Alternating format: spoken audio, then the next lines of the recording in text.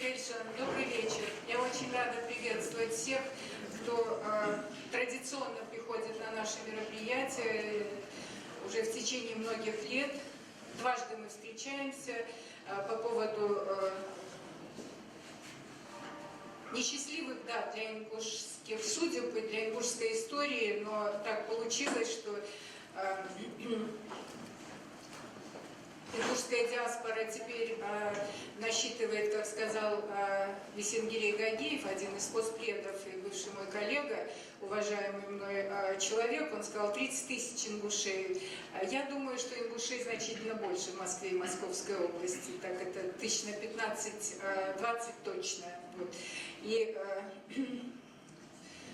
активная ингушская диаспора поминает эти очень важные для нашей истории, для нашей духовной памяти даты 92-го года и 44-го, вернее 44-го и 92-го года, потому что они взаимосвязаны, и это единая проклятая цепь, последствия которой мы испытываем и сегодня. И поэтому сегодняшний наш вечер посвящен 26-й годовщине этнической чистки ингушского народа в пригородном районе Северной Осетии. Это одна важная часть. Мы еще раз вспомним обстоятельства, проанализируем и сегодняшнего дня причины, во всяком случае, по мере наших скромных сил, вместе с вами, потому что это пафосное заведение называется коворкинг, да, собеседование, сотворчество. И мы, конечно же, будем говорить о теперь уже вошедшем в новейший исторический период России, Кавказа и Ингушетии, октябрь, ингушский октябрь 18 года. И в этой связи я с большим удовольствием представляю вам наших гостей, которые специально приехали, оказали уважение нашему собранию. Они приехали из Ингушетии. Это Барак Чемурзиев. Я даже не знаю, нужно ли его представлять, но это Барак. Вот это Барак Чемурзиев. Когда мы с Ибрагимом, моим дорогим, обсуждали, значит, вот наш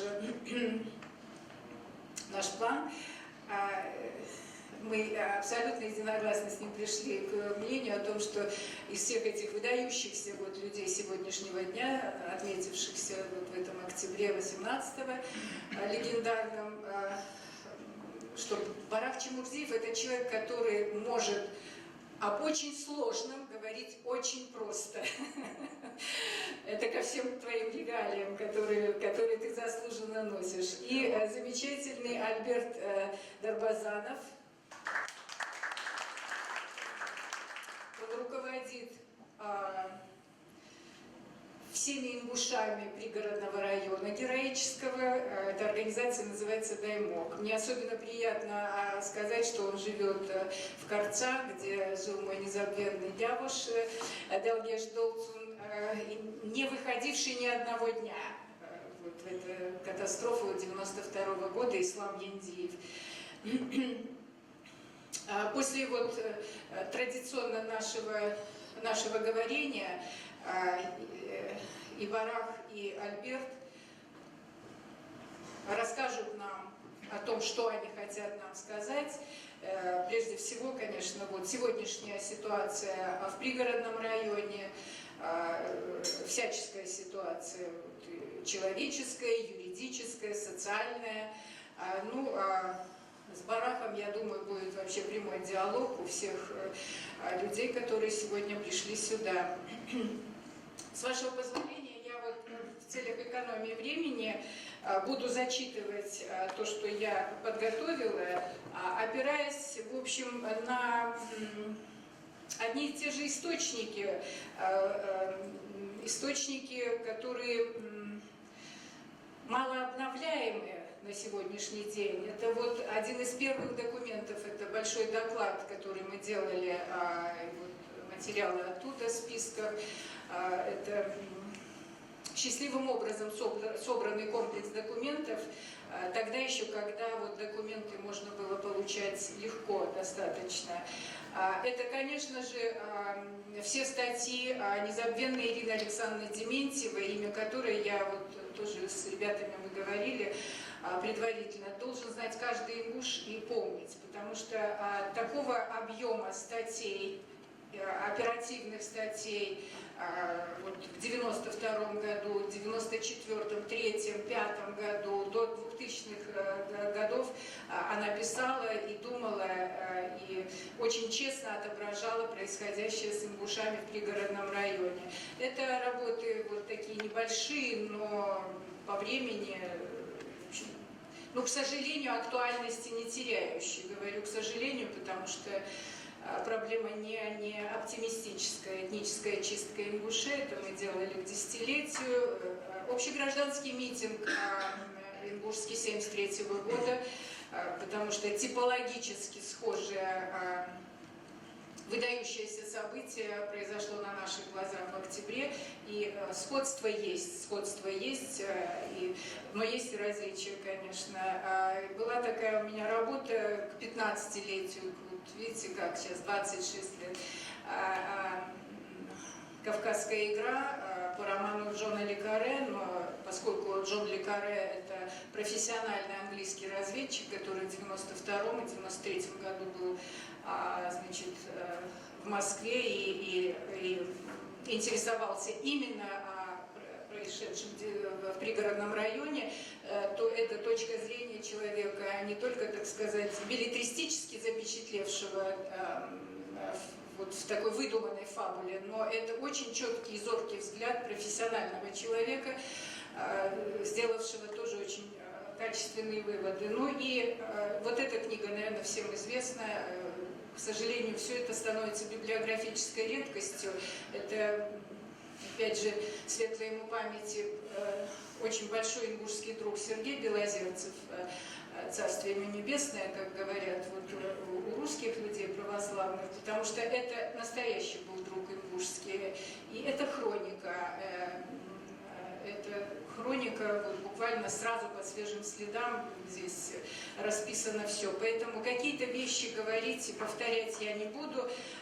Федор Павлович Боков такой был известный тоже ингушский патриот, Рустам Чебиев, специалист по...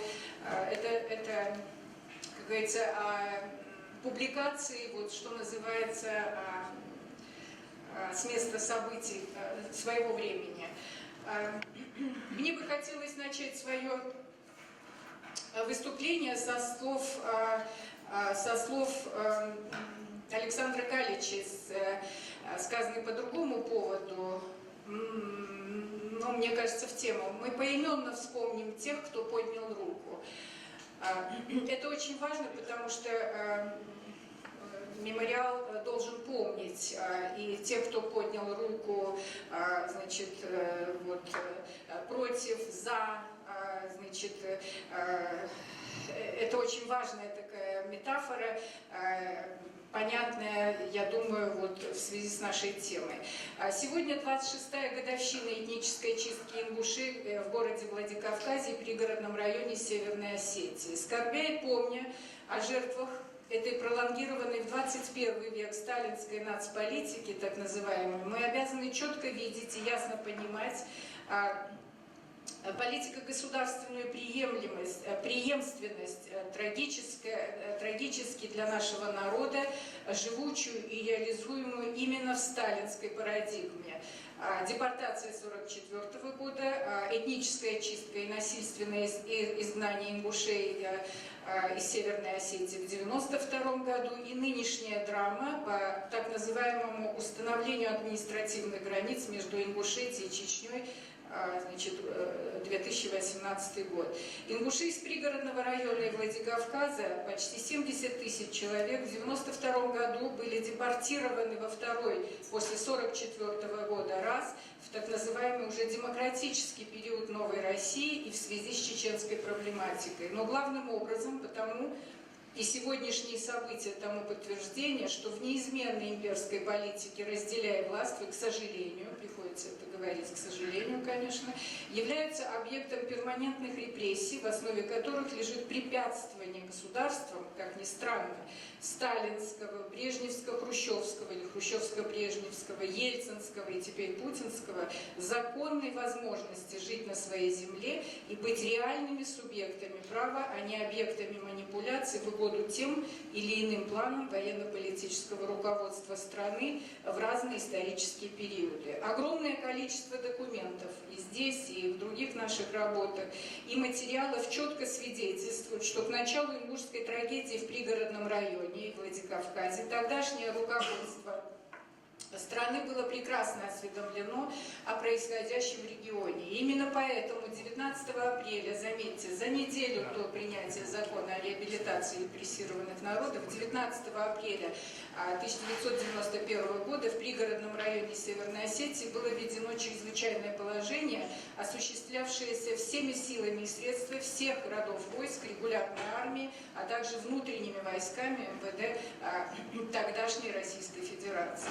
Из официальных документов следует, что федеральные органы способствовали созданию и вооружению незаконных формирований Северной Осетии, народного ополчения и гвардии. Бронетехника, оружие передавались через Министерство обороны, МВД России под предлогом обеспечения так называемого миротворческого батальона в Южной Осетии, полков патрульно-постовой службы в Северной Осетии. И документы свидетельствуют, они опубликованы, они есть не только в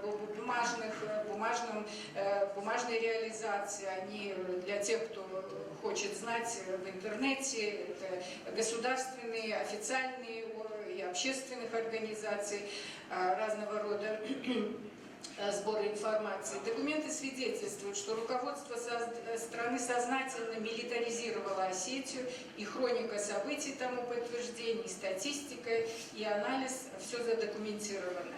Милитаристская вакханалия федеральных и осетинских структур к началу этнической чистки конца октября, начала ноября 1992 года стала возможной потому, что был саботирован закон о реабилитации репрессированных народов от 26 октября 1991 года, который должен был быть реализован в отношении каждого репрессированного Сталиным народа по линии Совета Министров тогдашней Российской Федерации до конца 1991 года. И механизмы реализации закона были предусмотрены в постановлении Верховного Совета Российской Федерации от 26 же апреля 1991 года. Неисполнение закона высшими должностными лицами в центре и в Северной Осетии, в тогдашнем форпосте, как явствует из нынешних событий на Северном Кавказе, форпост явно поменял свою геополитическую дислокацию и сейчас находится в Грозном. Обострила ситуацию в районе настолько, что целая серия преступлений в отношении ингушей, это хорошо известная хроника, к сожалению, мы должны ее помнить, знать, вот здесь частично это была целая такая провокационная система преступлений в отношении ингушей, совершенных в преддверии октября-ноября 1992 года, не могла не привести эта цепь провокаций и привела к кровавой кульминации. Не менее существенным фактом, приведшим к военным и карательным действиям в пригородном районе, явилось наличие южных осетин из Грузии, и этих беженцев намеренно расселяли в районе, они резко усилили антиингушские настроения и криминогенную обстановку. Все это неминуемо вело к кровавой бойне и привело. 2 ноября Ельцин объявил на территории Осетии и Ингушетии чрезвычайное положение с временной администрацией, с Хижой во главе и Шойгу заместителем. По существу в этот период бойни ингушей это ЧП и эти люди поспособствовали вместо умиротворения следующему: геноциду ингушского населения в пригородном районе Владикавказе, допуску участия иностранных вооруженных сил формирований, не выступили с миротворческими целями, с какими декларировали, не выполнили разъединительных функций части ингушского населения и осетинского не обеспечили безопасность наиболее беззащитной части женщин, стариков и детей ингушской национальности, не воспрепятствовали погромам и мародерству, не предупредили, не предприняли действий по освобождению заложников ингушей, граждан России, потому что единичные случаи благородных русских людей, армейских, общественных деятелей, к сожалению, были единичными инициативами. Это не было государственной, так сказать, заботой. Не воспрепятствовали захвату ингушских домов и квартир, присвоению их собственности осетин. Ни один осетин, осуществлявший насилие над мирным ингушским населением, не был наказан. А это поджоги, убийства, мародерство и прочие очень серьезные и страшные преступления уголовные. По-другому быть и не могло, потому что Хижа и Гайдар, Грачев в этот период выдали уже 31 октября 1992 года 642 единицы стрелкового оружия, бронетранспортную технику и так далее, и так далее. То есть все перечень, все задокументировано. Итоги этой катастрофы, они тоже задокументированы, но повторять мы должны это все время, и для того, чтобы помнить на века. 474 ингуша были убиты в собственных домах, 500 ингушей ранены, 800 человек подвергнуты лишению свободы в заранее подготовленных фильтропунктах, 196 человек до сих пор числятся без вести пропавшими, и судьба их нам неизвестна.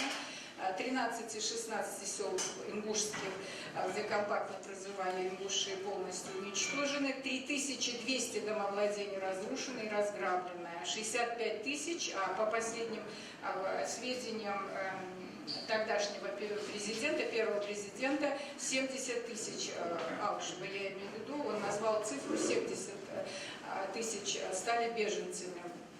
С тех пор и по сей день права ингушей не восстановлены. Мучительная, унизительная моральная и физическая борьба за возвращение домой сопровождается тоннами официальных документов, судебными процессами по восстановлению прав собственности, совершено сотни уголовных преступлений и так далее. Вы знаете, когда я вела подробный список преступлений, то вот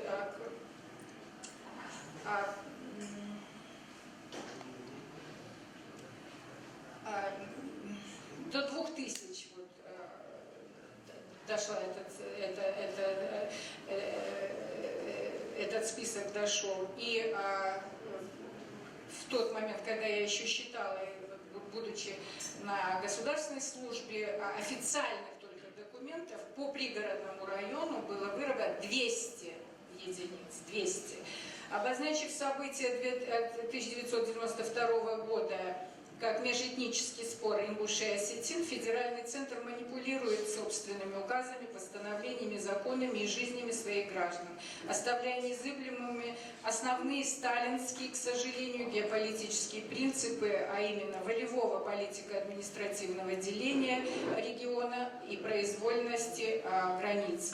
Отсутствие политической воли, к сожалению, несоблюдение собственных законов, продление моратория на закон о реабилитации репрессированных народов, к сожалению, сегодня, по-моему, он вообще канул в лету, явная нестыковка с нормами документов международного права, такими как Международный пакт гражданских и политических прав от 16 декабря 1966 года, статья 2, Тунисская декларация о правах человека и правах народов от 3 декабря 1988 года, Всеобщая декларация прав народов от 4 июля 1976 года по разделам и статьям делают практически невозможными полное восстановление исторической справедливости, устранение последствий репрессий сталинского еще геноцида, продленного в отношении нашего народа в так называемый демократический период.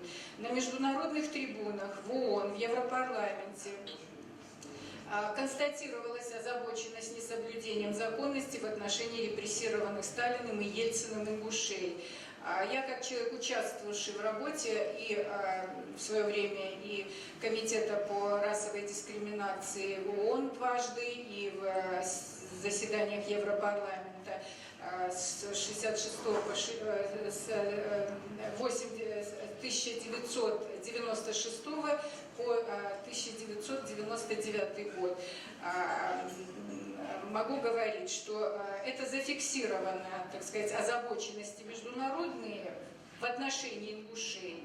Они зафиксированы документально. В частности, 10 ноября 1995 года на заседании Комитета по ликвидации расовой дискриминации ООН в соответствии со статьей 9 Международной конференции о ликвидации всех форм расовой дискриминации фиксировалось, что в современной России признаются и осуждаются ошибки, а также откровенные беззакония, допущенные в отношении народа в период существования СССР.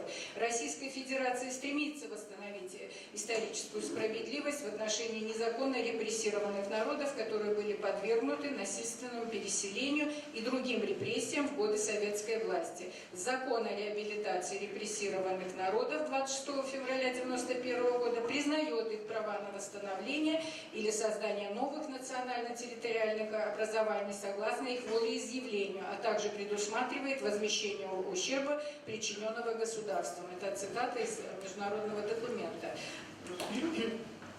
На 48-й сессии Комитета ООН по искоренению расовой дискриминации, на котором мы присутствовали 26 февраля, она длилась с 26 февраля по 15 марта 1996 года, в заключении комитета 12 марта 1996 года в пункте 14 сказано: ситуация, существующая в Ингушетии и Северной Осетии, является проблемой большого беспокойства.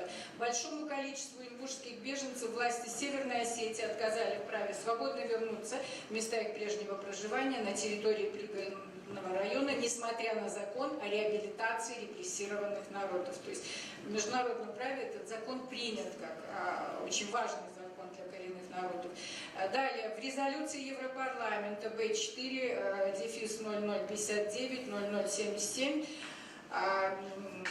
еще, значит, 0198 от 15 января 1998 года, этот текст тоже есть и публиковался, касающийся положения в Республике Ингушетия, среди прочего сказано о том, что ингуши должны быть возвращены на свои этнические территории, историческая справедливость должна восторжествовать. С тех пор прошло 20 лет. Документов такого уровня по ингушской проблематике до сих пор нет. Провал 20 лет говорит о несистемности работы и ингушских патриотов, и о торможении и саботировании государственной власти, прежде всего, конечно, федеральной и местной, этой важнейшей проблемы ингушского народа. И, к сожалению, свидетельствует о живучести сталинской традиции в вопросе иерархии народов Северного Кавказа. Маршло, Макшарик, пожалуйста. Макшарик. Сюда проходите.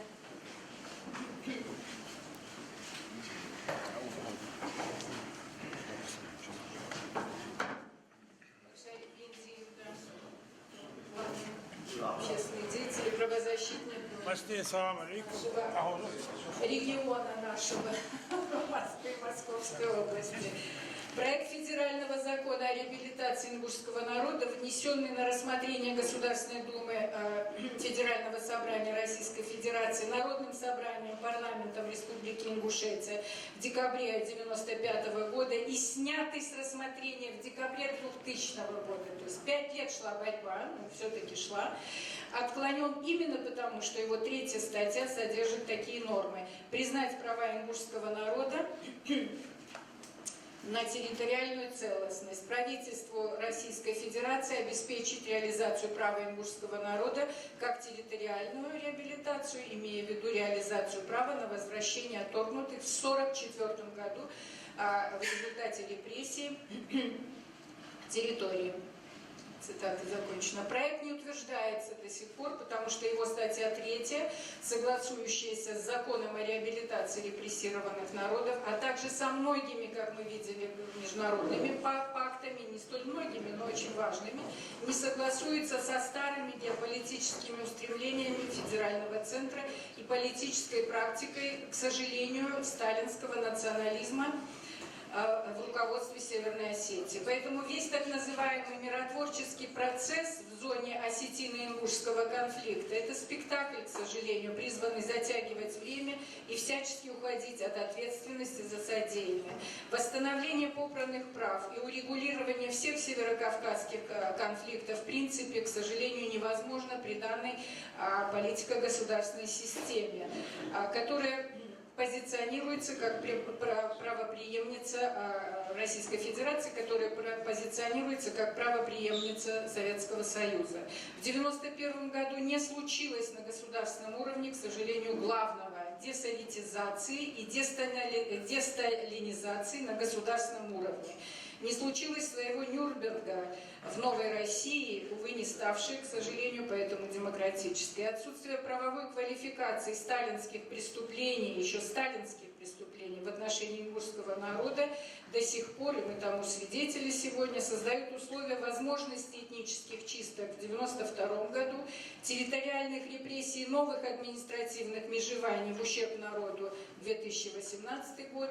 И, к сожалению, государство не отказалось на юридико-правовом, моральном уровне от сталинизма, и оно не соблюдает свои собственные законы, преступно использует национальные чаяния ингушей в своих военно-политических странных играх в регионе. В 1992 году для нейтрализации Дудаева, в 2018 году в связи с, увы, я не знаю иначе как квалифицировать его, но это не сталинский проект укрупнения северокавказских территорий. Можно спорить об этом, есть мнения и другие, возможно, но я выражаю свое мнение, начав заглатывание, поглощение Ингушетии соседом-братом, стремительно превращающимся на глазах в старшего брата и смотрящего по всему Северному Кавказу. Это, к сожалению, такая неоптимистическая первая часть, которую я хотела бы закончить следующим.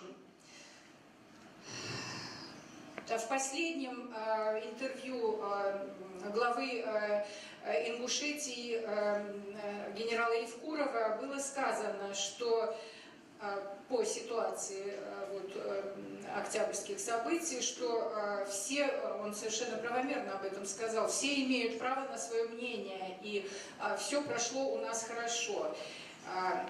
Это правильно, он правильно откомментировал прошедшее. И второе, то, что мы заметили, а теперь, на вопрос корреспондента, а что теперь?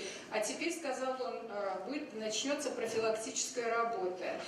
Что означает, как нам представляется, учитывая опыт 1973 года, мы проанализировали,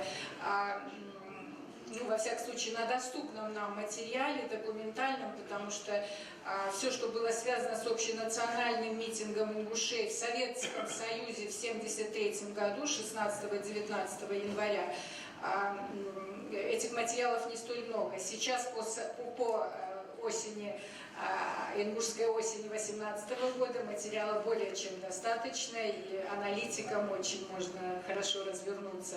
Здесь было мало, к сожалению, документов, но типология видна. Так вот эта профилактика означает точечное персональное выцепление и индивидуальные, к сожалению, репрессии в отношении всех лидеров, во всяком случае так было в 1973 году, всех лидеров ингушского общегражданского стояния тогдашнего, особенно в отношении, говоря не сегодняшнем, особую озабоченность могут вызывать, например, члены этого выдающегося Конституционного суда Ингушетии, 3 человека, да, что предполагает со стороны всего народа, как представляется нам, очень конкретную, четкую поддержку, помощь по их безопасности, юридическую, правозащитную, финансовую. А второе, оперативное, думается, это возможности уже есть, такое большое количество потрясающих юристов, один из них, Калой здесь присутствует, знакомый всем с первого дня нам в этом событии Калая Хильгов, оперативное вынесение на все трибуны внутренние, международные фактов нарушения прав народа, на экосистему, культурное и историческое достояние в заповедной зоне Эрзи. Может быть, по образу и подобию ассоциации в Саха-Якутии, она уже давно создана, Ассоциации коренных народов по защите среды своего обитания, согласно Декларации ООН о правах коренных народов. Я думаю, что после 20 лет затишья работы на международных трибунах эта проблема должна зазвучать. И мне кажется, что также очень трудно принятая Декларация о правах коренных народов, это документ в ООН, разрабатывался с 1982 года до 2007 года. Декларация есть, значит, она в сентябре, 13 сентября 2007 года, и даже вот не будучи юристом, но познакомившись, все есть, да, сейчас все доступно. Вот несколько статей, мне кажется, 26 по 29, они в день сегодняшний наш вот просто укладываются. То, что происходит сейчас в заповедной зоне вот, заповедника Эрзи, это ну, просто вот согласно Россия подписала эту декларацию, значит, о правах коренных народов, которые вот сейчас в нашей заповедной зоне, вот в этом конфликтном, так сказать, регионе, территориях этих ингушских, это вот прямое обращение в этот комитет по коренным народам. Вторая часть, я постараюсь побыстрее, это значит, вот вторая часть моего сегодняшнего выступления перед вами, это прямые как бы и уроки ингушского мастер-класса, явленного нам в октябре 2018 года, потому что, как я уже сказала, это событие, укладывающееся, к сожалению, вот в эту сталинскую традиционную политику в отношении территориальной репрессии ингушей 1944 года. Ингушский октябрь, первый вывод, Ингушский октябрь 2018 года показал разного рода антинародные документы, кем бы они ни утверждались, появляющиеся не в результате взаимопонимания и согласования позиций, даже не в результате компромисса, никого, к сожалению, не защищают и не препятствуют, а наоборот способствуют эскалации агрессии, насилия, каких-то негативных эмоций. В своей наивысшей правоприменительной стадии события повернулись. Подобные документы в тайне и спешке приняты и даже не имеют никакого отношения к своему названию и декларируемому содержанию, ибо по своей сути не имеют отношения к реальной, ну вот, даже дружбе народов, сотрудничеству, партнерству. Этот документ засвидетельствовал и ныне, и я уверена в историческом плане, что он, ну, к сожалению, был таким свидетельством упорного желания подчинить одну сторону другой. И подчинение этой другой стороне, имеющей призрачную с точки зрения долгой истории Северного Кавказа, сегодняшнюю силу, опирающуюся на двуглавую мощь третьей силы или стороны, наличие которой так отрицалось двумя подписантами, несмотря на визуальное, мы все видели это в телевизорах и в интернетах, да, подтверждение этой силы, персонифицированной в фигуре, в такой мощной эффектной фигуре генерала ГРУ, специалиста по спецдиверсиям, наместника Матовникова, который буквально нависал над братьями-подписантами 26 сентября сего года, а после посоветовал депутации от митинга, которые к нему вот, значит, дважды являлись, идти в суды, что, в общем-то, послушно и было сделано. И суд оказался на стороне неподписантов. Второе. Общегражданский митинг или сход, вот разные я видела обозначения этого, десятков тысяч ингушей продемонстрировал миру и Риму отнюдь не только тейповую солидарность, хотя она могучая, конечно, была продемонстрирована, но прежде всего общенациональную, всех ингушей России, СНГ и мира. Эта солидарность нации послала очень четкий месседж, как сейчас модно говорить, государственной власти и местной центральной. Манипуляции и хамство в отношении народа недопустимы.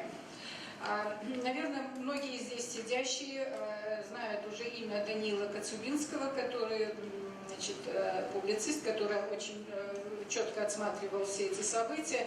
И я позволю себе такую пространную цитату из него, подтверждающую вот эти мысли. «Впервые за долгие годы существования РФ авторитарный механизм управления обществом дал полноценный сбой. Создан успешный бархатно-революционный прецедент», здесь можно поспорить с ним, но он так, в таком термине употребляет. «Ибо таких кейсов до сих пор не только путинская, но даже ельцинская Россия не знала. И не узнала бы, если бы не гражданский созревший Кавказ». Я думаю, ингушский Кавказ. Тот единственный, как оказалось, регион, где народ в целом, включая ОМОНовцев и единороссов, сохранил в себе потенциал гражданского сопротивления и мирной уличной борьбы не только за пенсионные печеньки или против плюшевого Димона, но за свое гражданское и человеческое достоинство, которое на самом деле дороже любых печенек, трофейных шубохранилищ и жирных нефтяных скважин. Очень точно сказано о том, что этот потенциал, несомненно, историческое, этот гражданский потенциал правильно определил. Я думаю, что этот потенциал – это историческая и генетическая память о митинге ингушей в Грозном 1973 года. Политическая победа всего народа без подкупов состоялась, устрашений, оболванивающей пропаганды и народа, сумевшего выиграть в первом трудном раунде, ибо решение Ингушского конституционного суда – это пример отстаивания своих прав зрелого гражданского общества в лучшем своем проявлении. Это, увы, не басманный цирк Шапито с телефонным правом, который мы вот часто по разным процессам здесь, в Москве, слышим и наблюдаем. Следующее. Помимо гражданской зрелости был явлен высочайший уровень духовного самосознания. Соединение духовной и гражданской составляющих и дало изумивший весь мир результат последовательной, фактической, а не фейковой, пацифистской линии ингушского народа, виртуозно до сих пор избегающего провокаций, ведущих к немирным методам. Следующий вывод, который вот мы делаем. Готовность к немирным методам продемонстрировала, увы, чеченская сторона. Интернет переполнен задокументированными свидетельствами табу. Верховная власть России передала легитимность на страх и насилие региональным вождям. Они в большей или меньшей степени и осуществили насилие над Конституцией, общественным мнением и историей двух народов, исполненной страданий и горести в прошлом 20 веке. Не вдаваясь дальше, вглубь веков, только вот в 20 веке эта история, увы, трагична. Все сравнения условны, но все же, как человек, занимающийся филологической наукой, без ассоциации невозможно. Ассоциации с островом Гаити 50-х, 70-х годов невольно приходит в голову, когда абсолютная, тотальная власть семейства Дювалье вершила законами и распоряжалась жизнями своих граждан на отдельно взятом острове. Но Северный Кавказ, Ингушетия в частности, это не Гаити, по которому совершали свои рейды устрашения отряды тонтон-макутов, определяя, кому жить, а кому умереть. Путинский академик Франкенштейн, очевидно, должен стать региональным минотавром, заглатывающим по куску от территории народов-насельников. Вспомним депутата Ж, как называют его некоторые публицисты, то есть Жириновский, в начале, где-то, да, вот в начале сентября, а друг всех ингушей, чеченцев и ингушей Шевченко, каждый, не так давно, каждый в своем стиле, тот в начале, а этот вот как бы завершая, эту одну и ту же линию, каждый по-своему, в своем стиле, но по существу одно и то же проартикулировали, вот как бы сверхзадачу происходящего с сентября безумия. Северный Кавказ снова должен быть порезан, привет товарищу Сталину, на два больших безнациональных куска или губерний, как они их там хотят назвать, Кавказский, Горский по Жириновскому и Восточный, Ингушетия, Чечня, Дагестан, и Западный, Северная Осетия, Кабардино-Балкария, Карачаево-Черкесия по Шевченко. Духовная сила и гражданская активность ингушей на данном этапе помешала сталинскому транзиту энергично воплотиться в жизнь на первом этапе. Как в свое время, в 60-е, 70-е годы, советские диссиденты взывали к соблюдению властью родной конституции, так и ингуши ныне вышли с лозунгом «Исполняйте собственные законы». Народ в итоге легитимист, а власть – нарушитель собственной конституции. Воистину, прецедент в российском международном праве невероятный.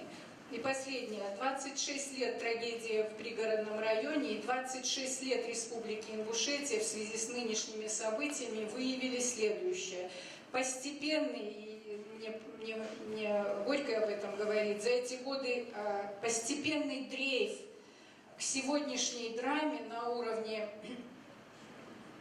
управленческого пула происходил как бы ноздря в ноздрю с центральной деградацией центральной власти. Растление властью деньгами привело к интоксикации госвласти, к сожалению, и в центре, и на местах. Безнравственные эталоны для подражания, аморальные модели жизненного успеха, набор ценностей, пропагандируемые стандарты, основанные на лицемерии, кумовстве, круговой поруке, лжи, фальсификации, ложных отчетностях и так далее. Без относительно персон, говорю, общая картина. Обесценивали и опошляли социальную и духовную жизнь граждан республики, казалось бы, до самого дна. Управленческая элита постепенно, я наблюдаю это, и изнутри тоже, с конца 90-х годов, к сожалению, приучаясь жить сладко и комфортно, не считаясь с народом, обманывая его часто, как бы жила с этим народом в параллельных мирах, несмотря на родственные тейповые институции. Это совершенно как вот у Мандельштама, да, они живут под собой, не чуя страны, превратившись в элиту национальной катастрофы, от полного падения в бездну, которая и себя сегодня спасает ее ингушский народ. И последнее. Самодостаточные, и деятельные акторы ингушской осени 18 года, показавшие национальный дух и профессионализм организаторов и специалистов, должны иметь в своих планах и образ будущей Ингушетии, всего региона в постпутинской России. Об этом говорят разные люди и в Москве, и в регионах. Никто не имеет 5 жизней, надо думать и об этом. Потому что смена одного генерала на другого не изменяет принципиально ничего в ингушской национальной судьбе, к сожалению. И проявление ингушской субъектности сегодня должно быть закреплено в стратегических планах подлинных лидеров духовно-демократического возрождения. А как в беседе, предваряющей нашу встречу, я говорила, к сожалению, одни и те же персонажи, плавно перетекающие со своим имуществом от одного генерала к другому в поисках еще лучшей доли себе и домочадцам, есть опасный симптом, потому что уже вот на площадках и в очень важных документах, в списках эти персонажи присутствуют, эти кочевники, как бы я назвала их. И последнее, совсем последнее, события показали, что это и драма чеченского народа. В лице пехотинца-академика Чечня прирастает кусками ингушской земли из рук и по воле человека, ведь истреблявшего чеченский народ в 1999 году. Сталин, то есть союзная власть тогда, отдал наши земли в 1944 году своим единоплеменникам. Ельцин, то есть федеральная власть, возрождая неоимперское величие, о чем замечательно говорит во всех своих статьях Ирина Александровна Дементьева, именно об этом. в борьбе с чеченской независимостью в 1992 году посредством ингушской крови в пригородном районе закрепил эти земли за осетином, а сегодня, к сожалению, чеченская власть кремлевской волей встраивается в эту людоедскую цепочку по уничтожению ингушской государственности, этноса и среды его обитания.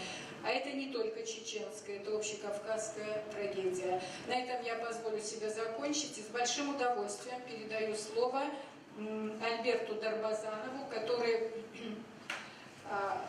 значит, после моих очень общих таких вещей, я надеюсь, даст реальную картину сегодняшнего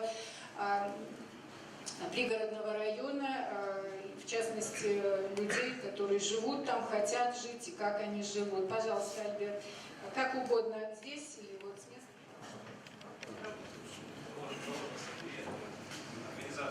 Альберт, руководитель организации. Ассаламу алейкум. Добрый вечер.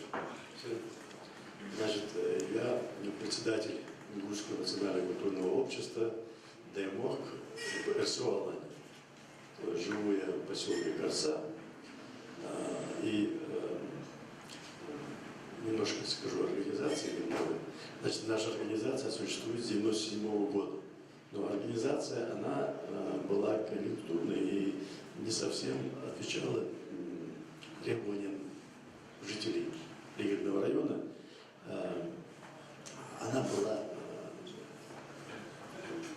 ну, не будем уже о том, как она была. В итоге в этом году, с Нового года, мы приняли решение, посоветовавшись с жителями пригородного района, как нам дальше жить и нужно ли нам интегрироваться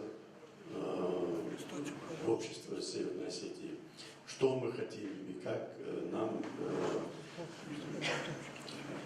использовать организацию для того, чтобы решать наши проблемы. Да, и, ну, постараюсь коротко так вот изложить, не то, что я здесь состряпал. Значит, все мы знаем, что пригородный район, он ничего не нормально, ничего нормально. Пригородный район, он был пригородный район в составе Северной Осетии, он оказался в 1944 году. В 1944 году из пригородного района ЧССР. Вот. В 1957 году, когда ингуши возвращались, это уже со слов наших старших стариков, как они возвращались, все мы прекрасно знаем. То есть они не могли вернуться в свои дома, и им приходилось либо снимать жилье, либо строить землянки около своих же домов и селиться рядом, лишь бы жить на земле своих предков. Сегодняшнее положение наше, честно говоря, намного лучше, чем то время. Поэтому я просто хочу немножко постыдить тех людей, которые не возвращаются в свои дома, хотя дома построены.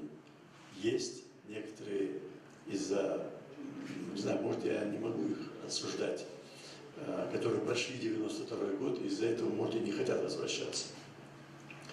Значит, сегодня в пригородном районе 31 село.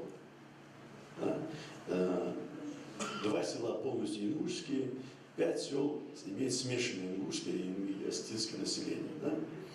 Значит, если смотреть в пропорциональном отношении, то 71%, 71 тысяча, это где-то примерно 69%, это осетины, и 24 тысячи примерно это ингуши. Значит, ну, это не считая поселка Корца. Поселок Корца, он не в пригородном районе, он уже является городом Владикавказ. Это примерно 3,5 тысячи, еще если добавить, получается где-то примерно 26-27 тысяч ингушей общих на территории Северной Осетии. Значит, если сравнить если эти проценты сопоставить с тем положением вещей, которые, кто является депутатами, кто в органах власти, то фактически муниципальными депутатами является одна женщина, депутат, и два формальных зама существуют в пригородном районе. Два человека, это советники. Один советник главы района, один советник муниципального образования, главы муниципального образования. Фактически мы их не знаем. Вот мы их не видим, сколько мероприятий мы проводили, разного рода, мы их не видели, они не приходят к нам, не делятся с нами, мы выйти с ними на контакт у нас не получается. То есть я считаю, это формальные фактически представители мужей, которые являются. Так, теперь такой момент. Какие у нас проблемы? Значит, самая большая проблема, значит, это работа, учеба и ежедневный наш быт. Чтобы сегодня жить в пригородном районе, я говорю за большую часть людей. Это надо утром встать, в 7 утра на автобус и отправиться в Ингушетию, зарабатывать кусок хлеба. Либо, если ты учишься в институт, университет, колледж, опять-таки тоже сесть на транспорт и отправиться в Ингушетию учиться. Сегодня, на сегодняшний день у нас учатся 10-11 человек. Ну, в прошлом году, вот до поступления вот этого года, было 10 человек, которые учились, 10 студентов, которые учились в институтах и колледжах. А в этом году может быть больше, на 1-2 максимум. Значит, это такая проблема. То же самое с работой связано.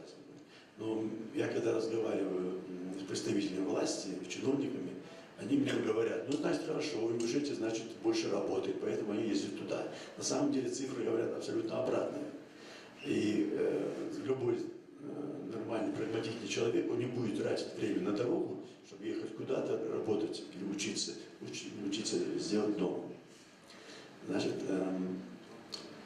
понимая эти проблемы, что мы не можем контролировать бюджет своих населенных пунктов, который распределяется непропорционально по количественному составу той или иной национальности. Есть еще такая проблема, я забыл сразу назвать, самая лакмусовая, я считаю. Это обучение детей в школах.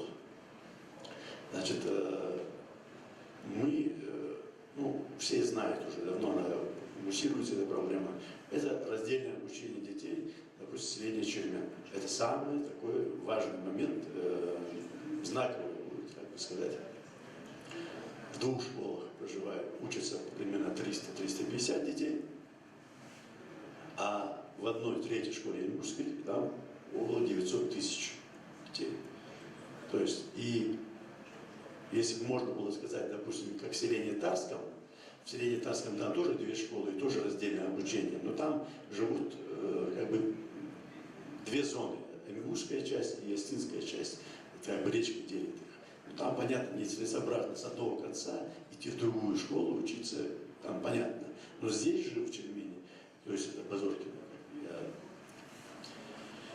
здесь другая ситуация. Ингуши живут на всем протяжении всего села,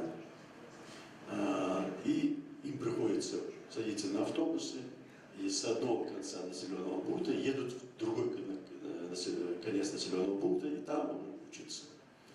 Когда эти вопросы мы поднимаем, неоднократно поднимались и в Министерстве национальности, и с депутатами разного уровня, и разными чиновниками,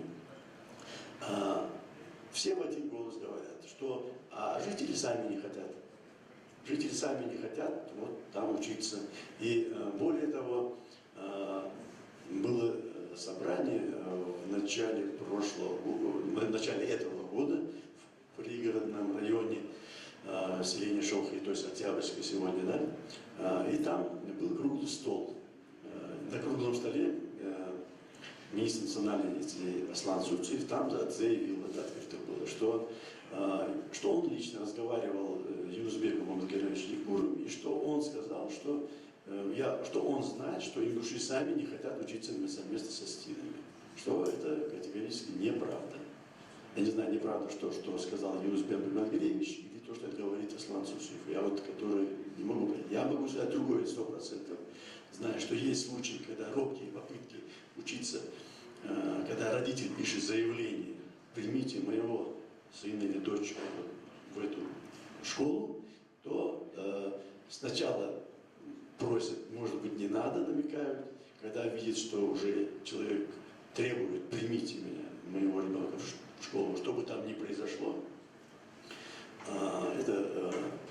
то они уже пытаются действовать через главу администрации.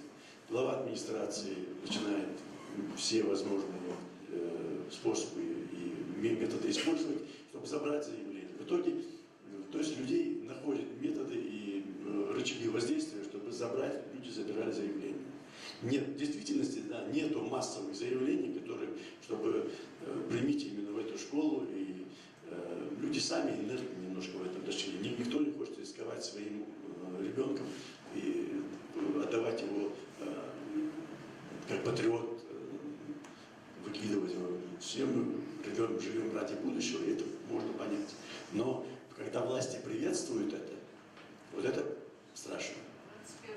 Да, это когда создаются условия для того, чтобы заставить этого человека в эту школу отправить своего ребенка. Они создают условия, отправляют его в другую школу, 2 автобуса, специально в Базорке, в Чермине, 2 автобуса, которые возят детей с одного конца населенного пункта в другой населенный пункт. И, обещать, что это вопрос снимется, мы это уберем, обязательно все будет хорошо. Значит, это, можно много еще говорить, я, честно говоря, знаете, уже вот сегодня, пока мы сидим здесь, да, вот эти картины, они заставляют немножко, давят на человека. Да, действительно это было, да, действительно это помнить надо, разговора об этом нету. Но нам надо жить сегодня и жить в будущем. Что нам делать, чтобы этого не было? Что нам делать, как жить дальше? Вот. Первое, что мы сделали,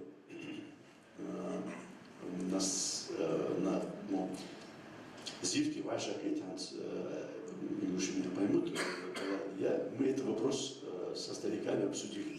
Нужна нам интеграция или не нужна? Мы хотим мы этого или нет? Если мы хотим, то будем работать. Если нет, близко туда не подойдем и будем жить так же замкнуто в своих резервациях, никуда не выходя, утром боясь, выезжая на автобус и мышить обратно. Все в один голос сказали, что нет, нам нужно общаться, нам нужно быть в контакте с властью и все мероприятия, которые власть проводит, участвовать в этих мероприятиях. Значит, и мы поняли такую вещь. Значит, нам в первую очередь, чтобы поменять мышление самих людей, и ингушей, и осетин, нам нужно общаться. Не хотелось бы мне лично на своем примере рассказывать, но я вот вам такой хороший пример расскажу, как в действительности происходит общение на личном контакте с людьми. Я работал в Беслане в аэропорту на реконструкцию аэропорта. И там один человек, по национальности, он со мной вместе работал, он меня узнал как специалиста, я как строитель, он порекомендовал меня одной из фирм строителей, которые строили аэропорт. И я поработал там. Во время работы все работники удивились, откуда в Беслане в аэропорту работает ингуш. Как ты сюда попал? Так вот вопрос. Я, конечно, ошучивался, говорил, видите, речка, за речкой, видите, вон там средняя, это Кантышево, оттуда пешком перешел. Да, а потом по ходу работы люди понимали, что я за человек, узнали меня как личность, и во время обеденных перерывов мне со всего территории аэропорта 3-4 звонка поступало, приглашали меня на обед. Это большой показатель для меня, для ингуша, то есть со мной хотят разделить кусок хлеба. Я думаю, вы понимаете, да, кто не каждый человек готов с собой вместе посадить за обед человека. То есть вот такие на личном контакте, когда мы начинаем разговаривать с людьми и общаться, работать, все вопросы снимаются. Вот этот пример я к чему говорю? Если бы сегодня дети сидели бы за одной партой, и Алан говорил бы: Магомед, дай списать. А Магомед кричит: Алан, давай пас. Футбол играет, например, да, я говорю, то этим самым эту напряженность можно снять. Поэтому мы не только на этом, но мы решили, что, допустим, кстати говоря, я самое важное хотел вам сказать, когда мы эту организацию возрождали, то нам большим помощником был бар и опора Ингушетии.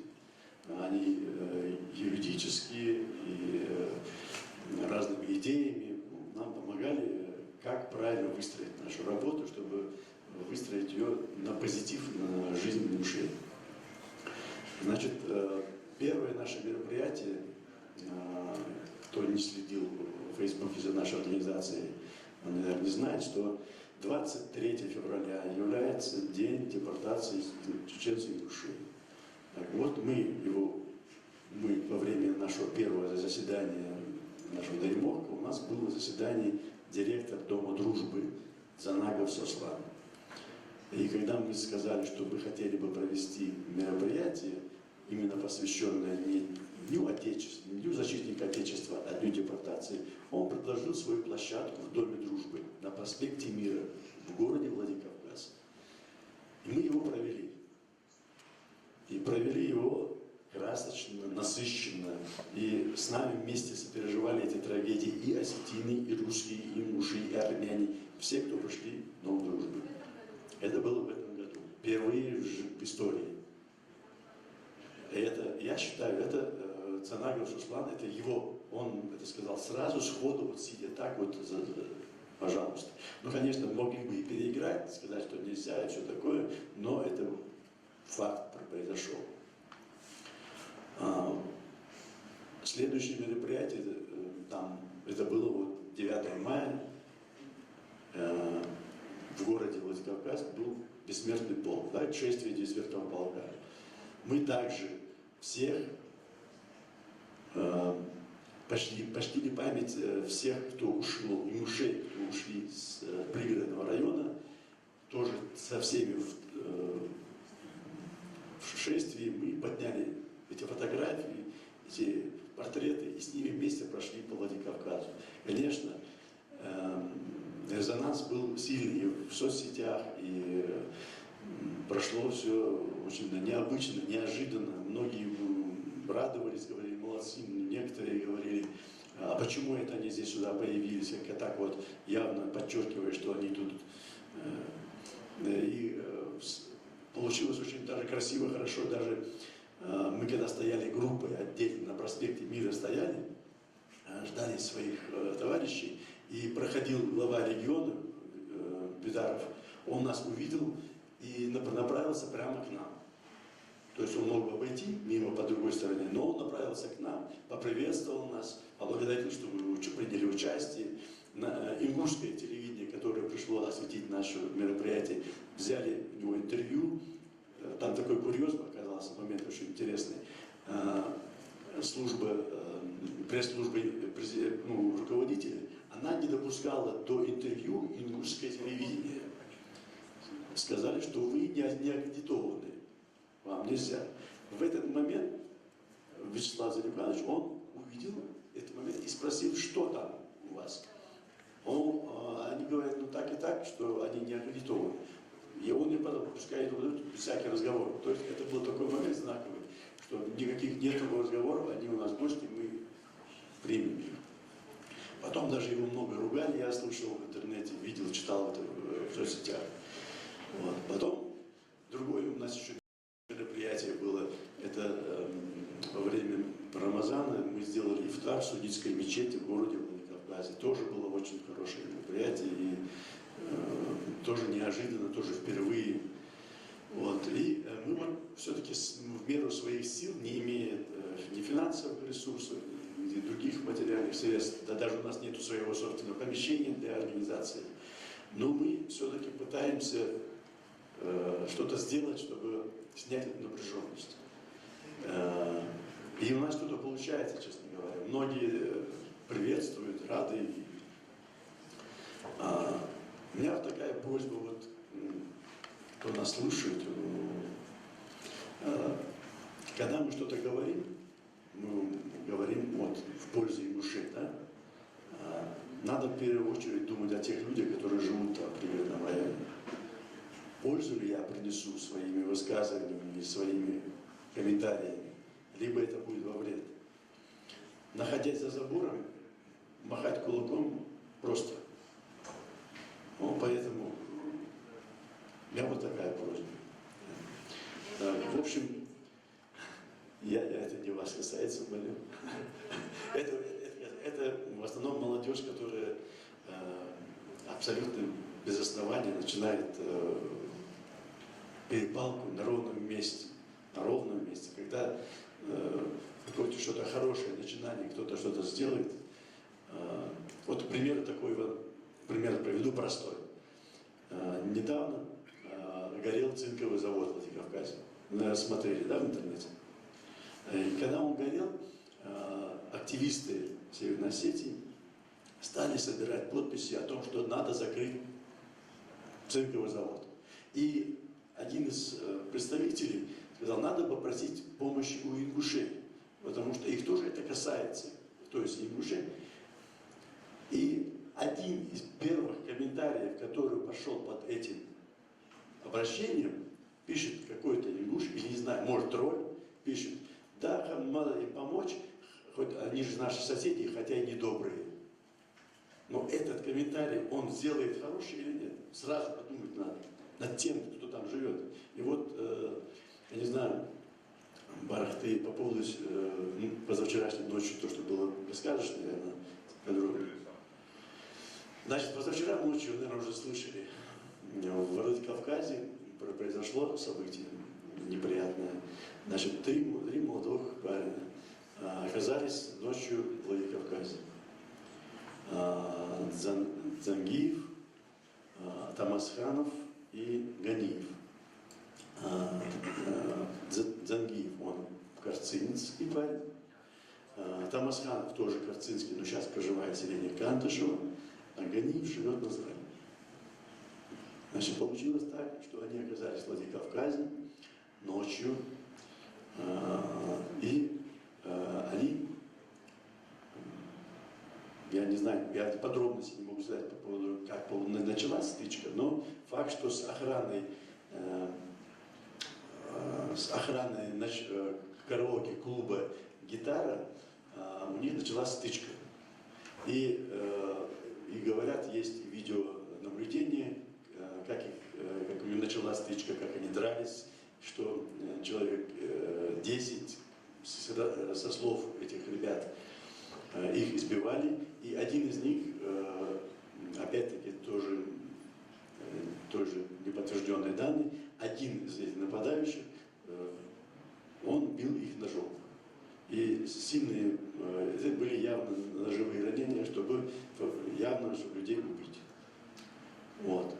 И опять-таки со слов этих ребят, которые сегодня в сознании, они говорят, что эти нападающие кричали на астинском языке ингуши, магалон. Вот. Очень неприятно, очень нам это не нужно. Опять-таки, я хочу подчеркнуть, не все осетины так настроены. Есть определенная часть людей, которые так настроены, как и ингуши настроены против осетин. Определенно, 100% так. Но это разговор о том, что нету национальной политики. Вот мое мнение. То есть в регионе, чтобы снизить напряженность, надо, чтобы проводились не формальные какие-то мероприятия, а действительно на сближение людей, на простом, на низком уровне. В общем, я много говорю, вы меня извините. Бартолшина добрая. Спасибо большое.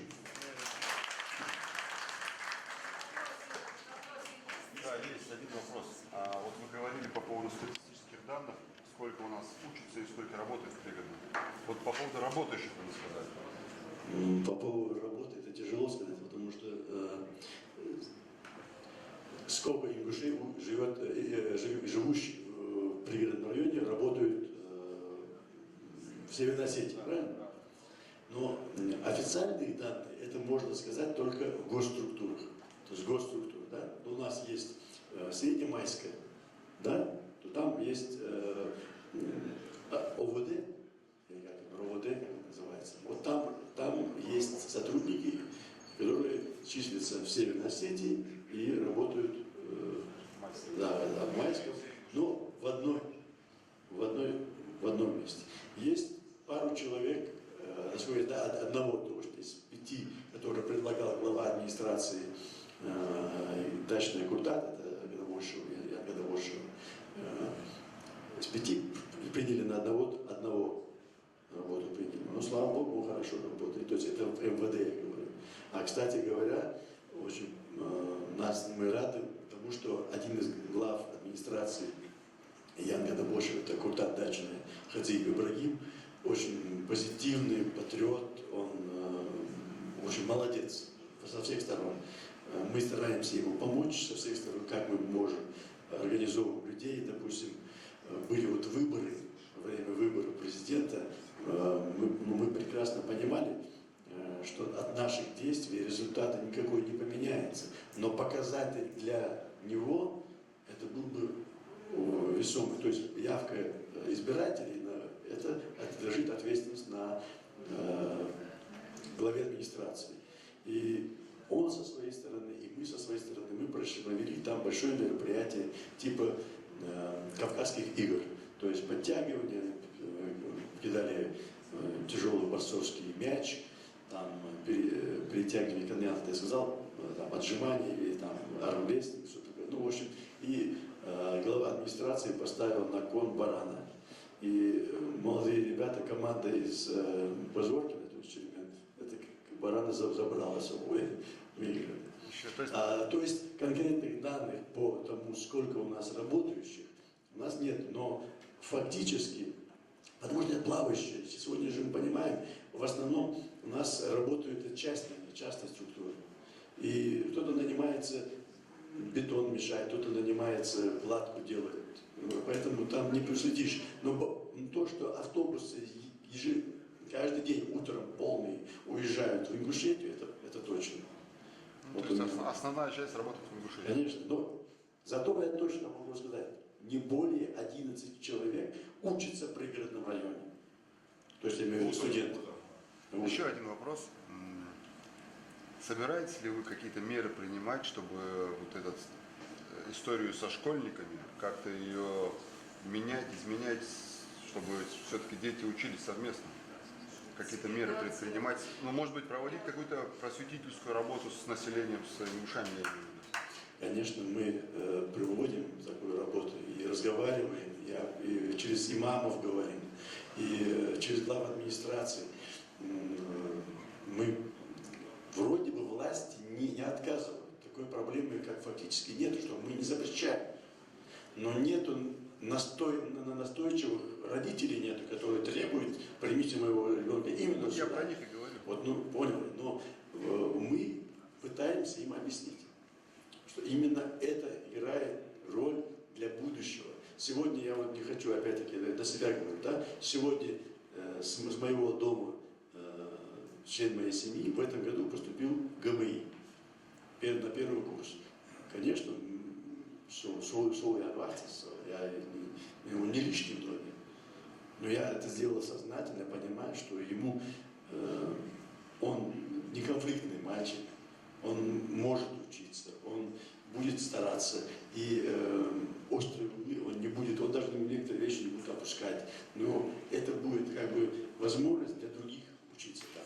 То есть, если один учится, значит, я могу учиться, другой подумает. И вот так надо поступать. Сегодня у меня опять-таки большая просьба к тем, кто может вернуться, вернитесь. Даже кто там не жил, приезжайте, купите. Там можно за 500, за 600 тысяч в поселке Корца купить участок. Владикавказ, город Владикавказ, можно участок купить, жить. А посмотрите, разные специализированные магазины, не знаю, лечение, ну все, ну это город, который имеет инфраструктуру, он старинный город.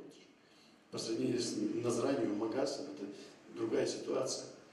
Да, понятно, там Мяштатская, мы неспокойны там, но ночью не гуляем. Не знаю, понимая ситуацию, допустим, я лично не стараюсь своих друзей возить в рестораны, я их привожу себе домой. Вот, есть еще вопрос? Да, у меня вопрос. Салам алейкум, Джалибоши, мы с ней. Кончается, об этом Бог, у меня такой вопрос по поводу интеграции. Вы сказали, на ты можно как-то? Да. Вот ты сказал, что правильно, что из-за забора нельзя махать кулаками там, и так далее. Легче, когда ты находишься по ту сторону баррикад, говорить о том, что там происходит. Но конкретно я против этой интеграции какой-либо. Почему? Потому что когда Магомед и Аллах подружатся и пообщаются между собой какой-то там, не один год, пройдет такое время, и настанет такое время, когда вопрос о земле снова встанет. И Магомед и Аллах снова поссорятся между собой. И почему будет это дружба тогда? То есть, понял, что. Вот, твое мнение какое насчет этого, насчет этой мысли? Рано кровоточит. Да, вот просто мне кажется, смысл в этой интеграции и в этой дружбе, пока эта земля находится там, в ней этой смысла нет. Я попытаюсь ответить. Вопрос вроде очень простой, на поверхности лежит ответ. Значит, давайте пойдем, есть такой метод доказывания теоремы от противного. Давайте сегодня мы интеграцию берем и вообще возьмем, сейчас закроемся и вообще выйдем с Северной Осетии. Представляете себе, да, вот все вот разом 28 тысяч ингушей встали и ушли. И вот мы там не живем. Земля вернулась сразу, да? Не вернется же земля? Нет, он считает, что вернется земля. Не, он не считает. Он говорит, я против интеграции, потому что если они подружатся, завтра вопрос поднимется с земли. Теперь вопрос в обратную сторону. Я больше чем уверен, вот мое личное мнение, если у меня сегодня, у ингуша, или у любого другого ингуша, сегодня проживающего в пригородном районе, будет 100% такие же права, как и любого другого проживающего в Северной Осетии, будет независимо от национальности, если будет равноправие, то вопрос о земле как таковой уйдет. Мне лично, я вам скажу открыто, мне лично, вот сегодня, дайте мне сегодня возможность на 100% жить, как все остальные. Я лично сегодня вижу в этом будущее. И еще один момент я скажу вам, другой, в обратную, то, что теперь по поводу того, что ты сказал. У меня был разговор с сегодняшними представителями интеллигенции Северной Осетии, то есть осетины по национальности. Они говорят такую вещь. Есть риск, то есть некоторые представители Северной Осетии и осетины, они видят риск в том, что ингушей станет много, и они нашу землю захватят. Ну, понимаете, да, что я сказал? То есть сегодня демографический спад Северной Осетии и демографический подъем Ингушетии их пугает. Но почему этот спад там происходит и подъем здесь происходит, тоже надо понимать. Это происходит почему? Потому что простые человеческие ценности, которые есть сегодня у ингушского народа, их нету сегодня у осетинской молодежи. И об этом старшее поколение осетин трубит, звонит колокола. Это есть. Я общаюсь и со всеми взрослыми людьми, в том числе и муфтием Осетии Гацаловым, и председателем движения «Наша Осетия» Лакуевым. Это большая проблема для Осетии. Но, смотрите, я большую свою часть жизни прожил за пределами Северного Кавказа и жил в многонациональном обществе. Я жил в Азербайджане, в Баку. Так получилось, я видел армяне, азербайджанцы, евреи, грузины, кого там только не было. И мы всегда восхищались культурой другой нации. У нас не было никогда вражды там, да, вот.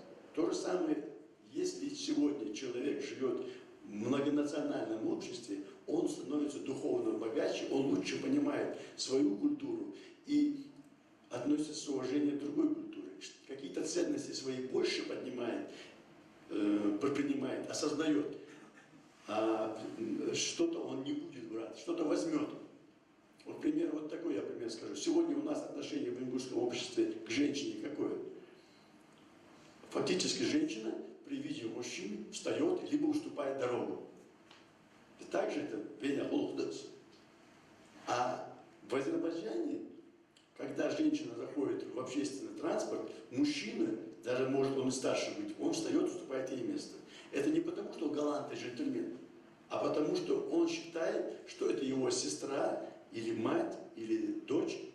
Он, оберегая ее тело, дает возможность сесть, чтобы она в общественном транспорте не толкалась. Понимаете? То есть, вот я хочу пример привести.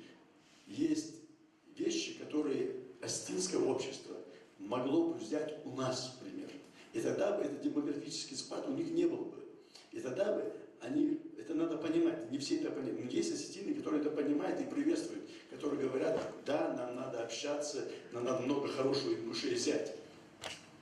К примеру, есть такой писатель Борис Грушалов, вот в Барах мы вместе общались, он ингушскими законами и традициями, он восхищается.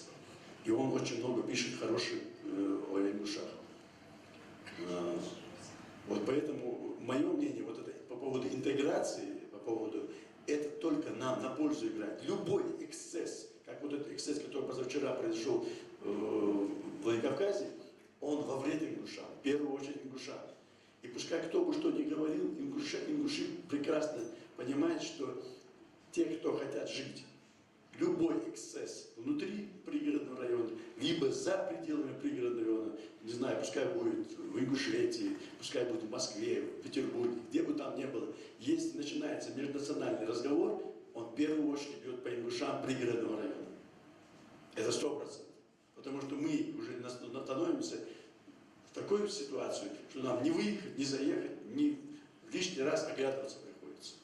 Это каждый день происходит. Любой эксцесс. Вы извините, я немножко до эмоций пришел. Продолжим ответ, да? Вот вопрос кто задал? Говорите.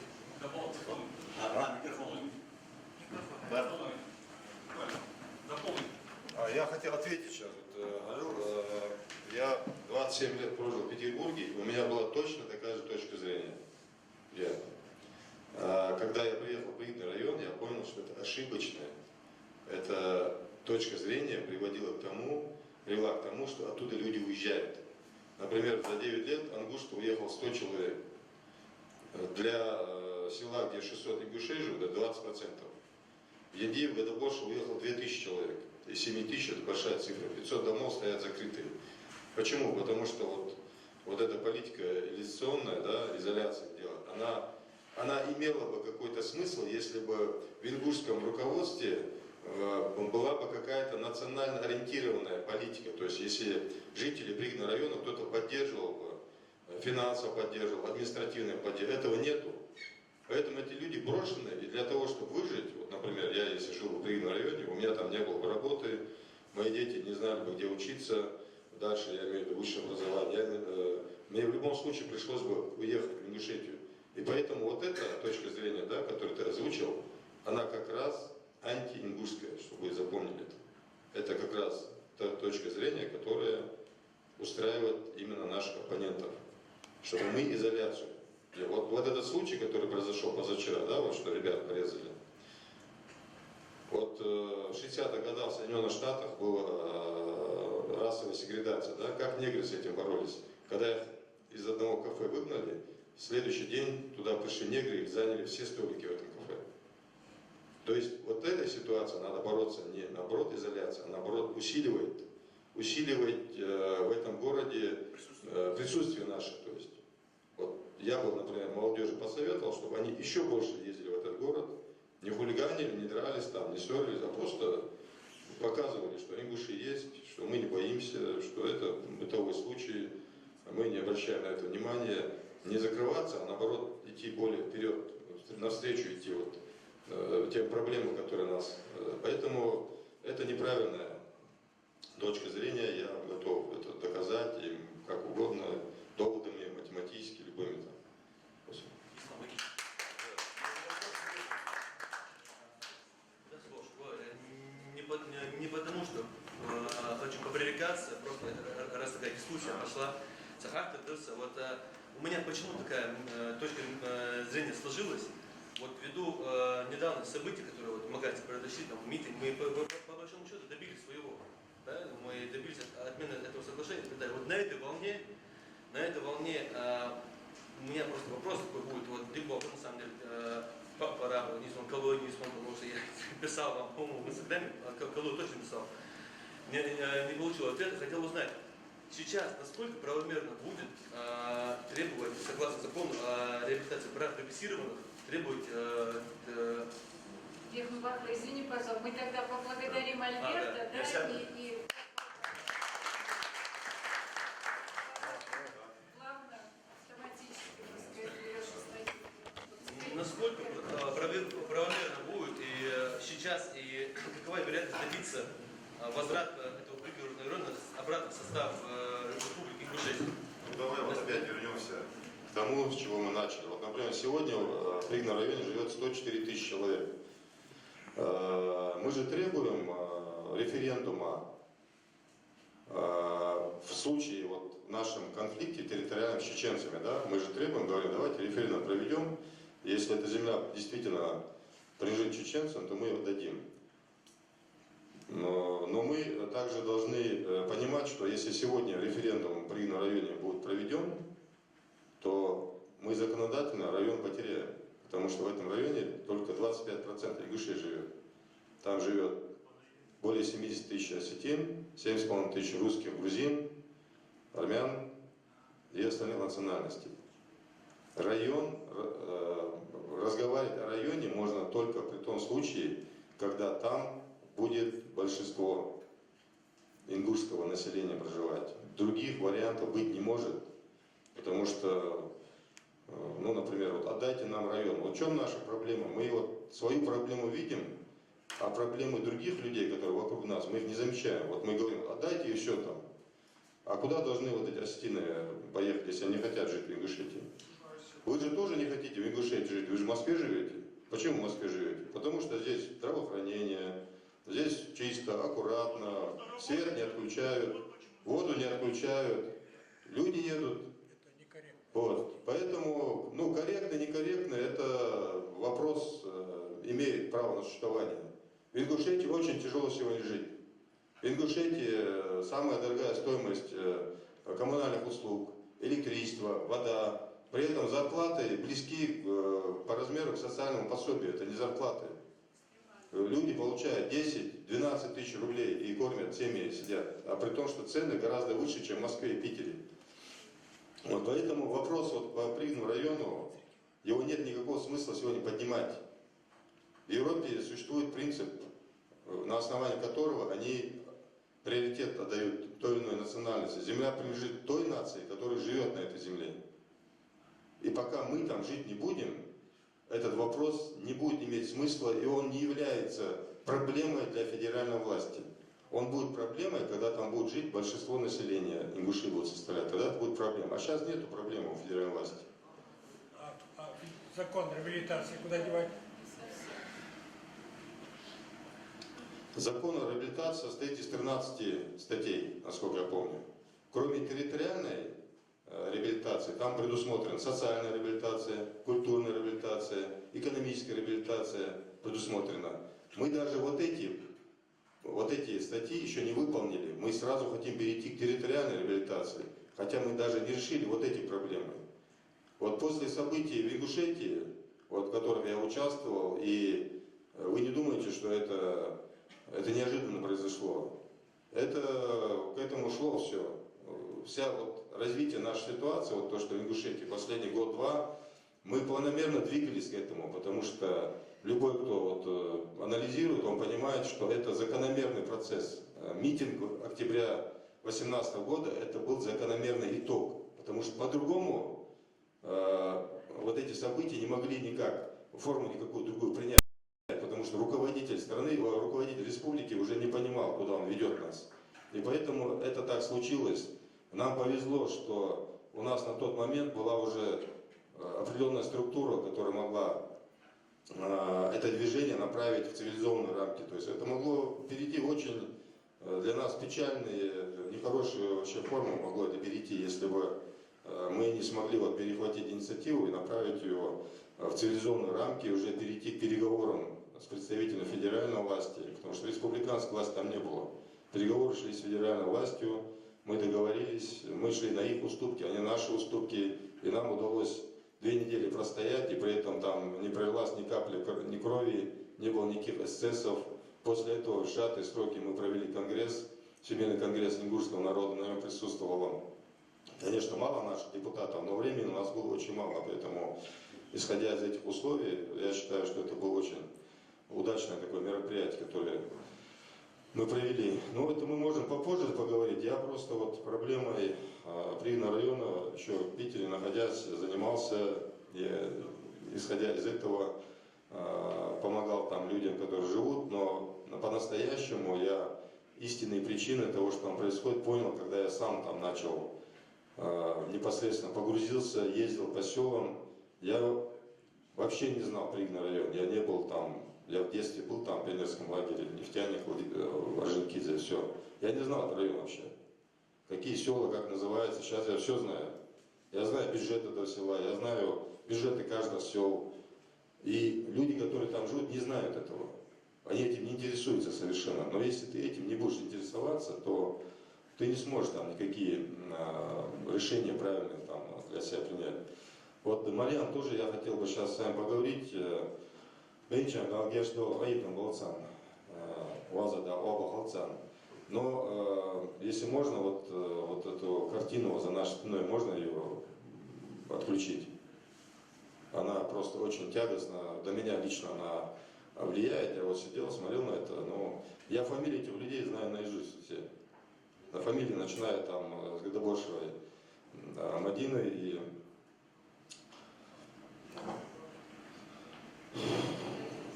Фамилии я знаю все, поэтому мне, например, тяжело это все. И я знаю, что в исламе отчаяние – это грех. И мы не должны молодым людям, да, вот, которые нас слушают, приучать их к тому, что есть отчаяние. Мы должны их показывать им перспективу, показывать им будущее, показывать, как мы должны жить завтра. Постоянно оглядываться назад и пытаться выиграть в войне, которую мы проиграли 26 лет назад. В этом нет никакого смысла. Мы эту войну проиграли, и теперь надо делать выводы. Надо делать выводы. Прошу прощения, я вынуждена вмешаться. Мы помним это. Мы, конечно, мы выключим сейчас это, но мы всегда будем включать этот список. Потому что их состав меняется. Я здесь давно живу.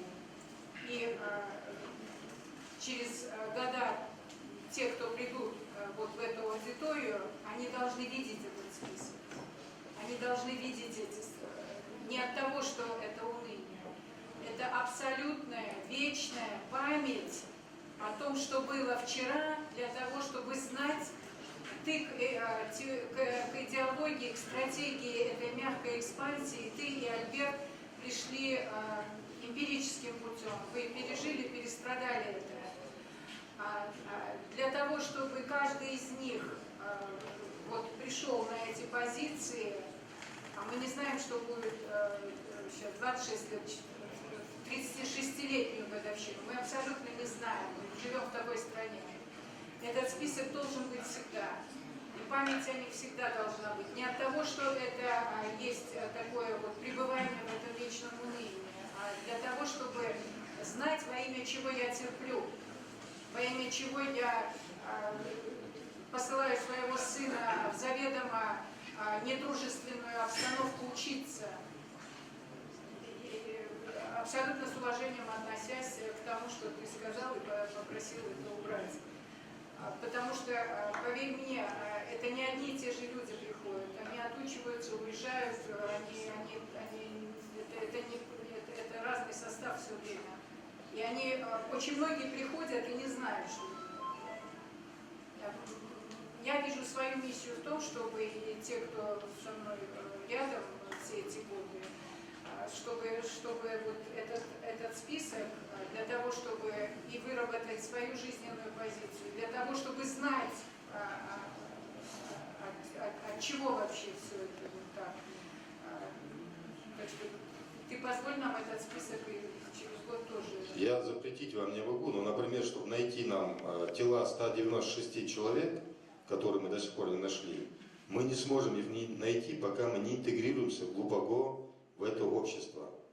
На расстоянии, сидя в Москве или в Ингушетии, мы не сможем их найти. А это самое дефродезвахаттала. Мы не можем спокойно жить, пока мы не найдем тела этих людей и не захороним их. Мы знаем их, мы об этом помним, но если мы просто собрались, чтобы почтить их память, разойтись, это одно дело. А если мы собрались понять, что происходит, понять причины, почему это произошло в 1992 году, и какие последствия для нас это имеет сегодня, и что нам делать с этим, чтобы исправить, то это другое дело. Для чего мы собрались, мы должны понять. Если вы меня пригласили, я, например,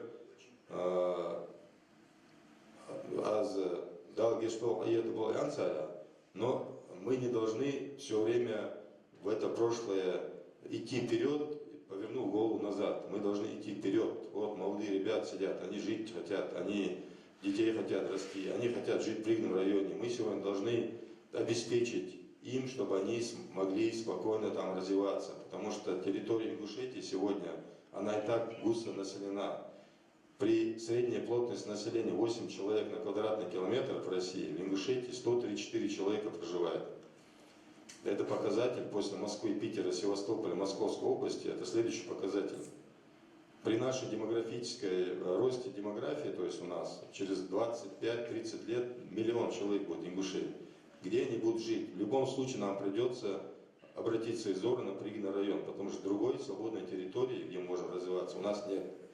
И поэтому сегодня мы должны работать над тем, чтобы подготовить почву для этих будущих людей, для будущих ингушей, которые будут туда переселяться. Мы должны сегодня готовить им почву, потому что 25-30 лет это ничто.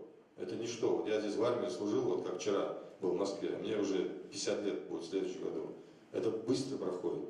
Если мы все время будем так сидеть в прошлом, там, отчаиваться, горевать, требовать справедливости от властей, это наша боль. Вот одновременно, давайте причины вот этого Остинно-Ингушского конфликта. Вот я как человек, который очень любил историю, сейчас ее люблю, знаю, что любые события предшествуют причины и повод. Причины этого очень глубокие, этого Остинно-Ингушского конфликта. И этот конфликт не только же у нас произошел. Что такое 92 год на постсоветском пространстве? Это анархия, это отсутствие власти. Тогда не было власти. Тогда каждая республика старалась выжить. Осетины старались выжить, сохраниться. Чеченцы старались выжить. Кабардинцы, дагестанцы.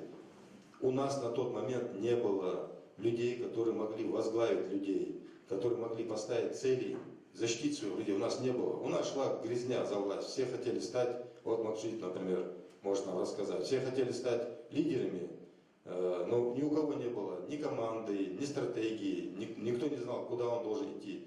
И в этот момент вот воспользовались, и эта трагедия произошла в Пригном районе. Вот сегодня, когда мы анализируем это все, эта трагедия не только у нас была, она была между грузинами и абхазами, была армянами, азербайджанцами, была грузинами, осетинами была. Она и за пределами России была, эта трагедия. Мы не единственные в этом роде.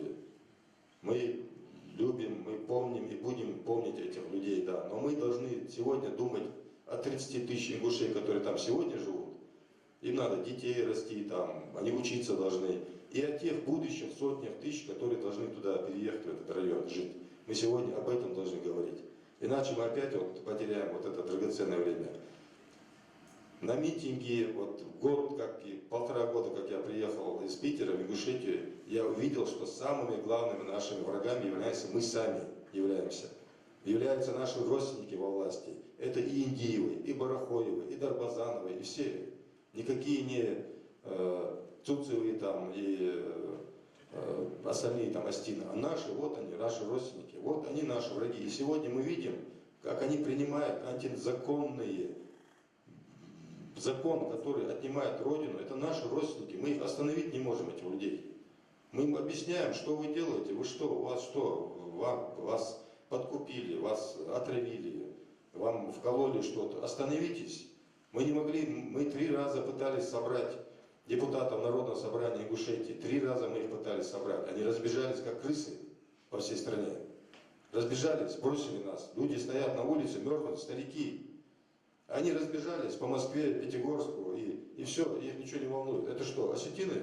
Нет, конечно. Это наши родственники это делают. Поэтому сначала мы должны в себе исправить все эти недостатки. Потом мы можем уже заниматься тем, что мы будем окружающий мир вокруг нас менять. Самое, вот, например, по 92 году, для меня самое страшное, это то, что мы не наказали ни одного преступника. То, что люди погибли, да, но мы могли, это не от нас зависело, когда погибли, но мы могли потом, в течение вот этих 26 лет, мы могли найти и наказать этих преступников. Сегодня, если даже мы найдем, мы уже не можем их привлечь к ответственности, потому что срок давности уже прошел. Это уголовное преступление.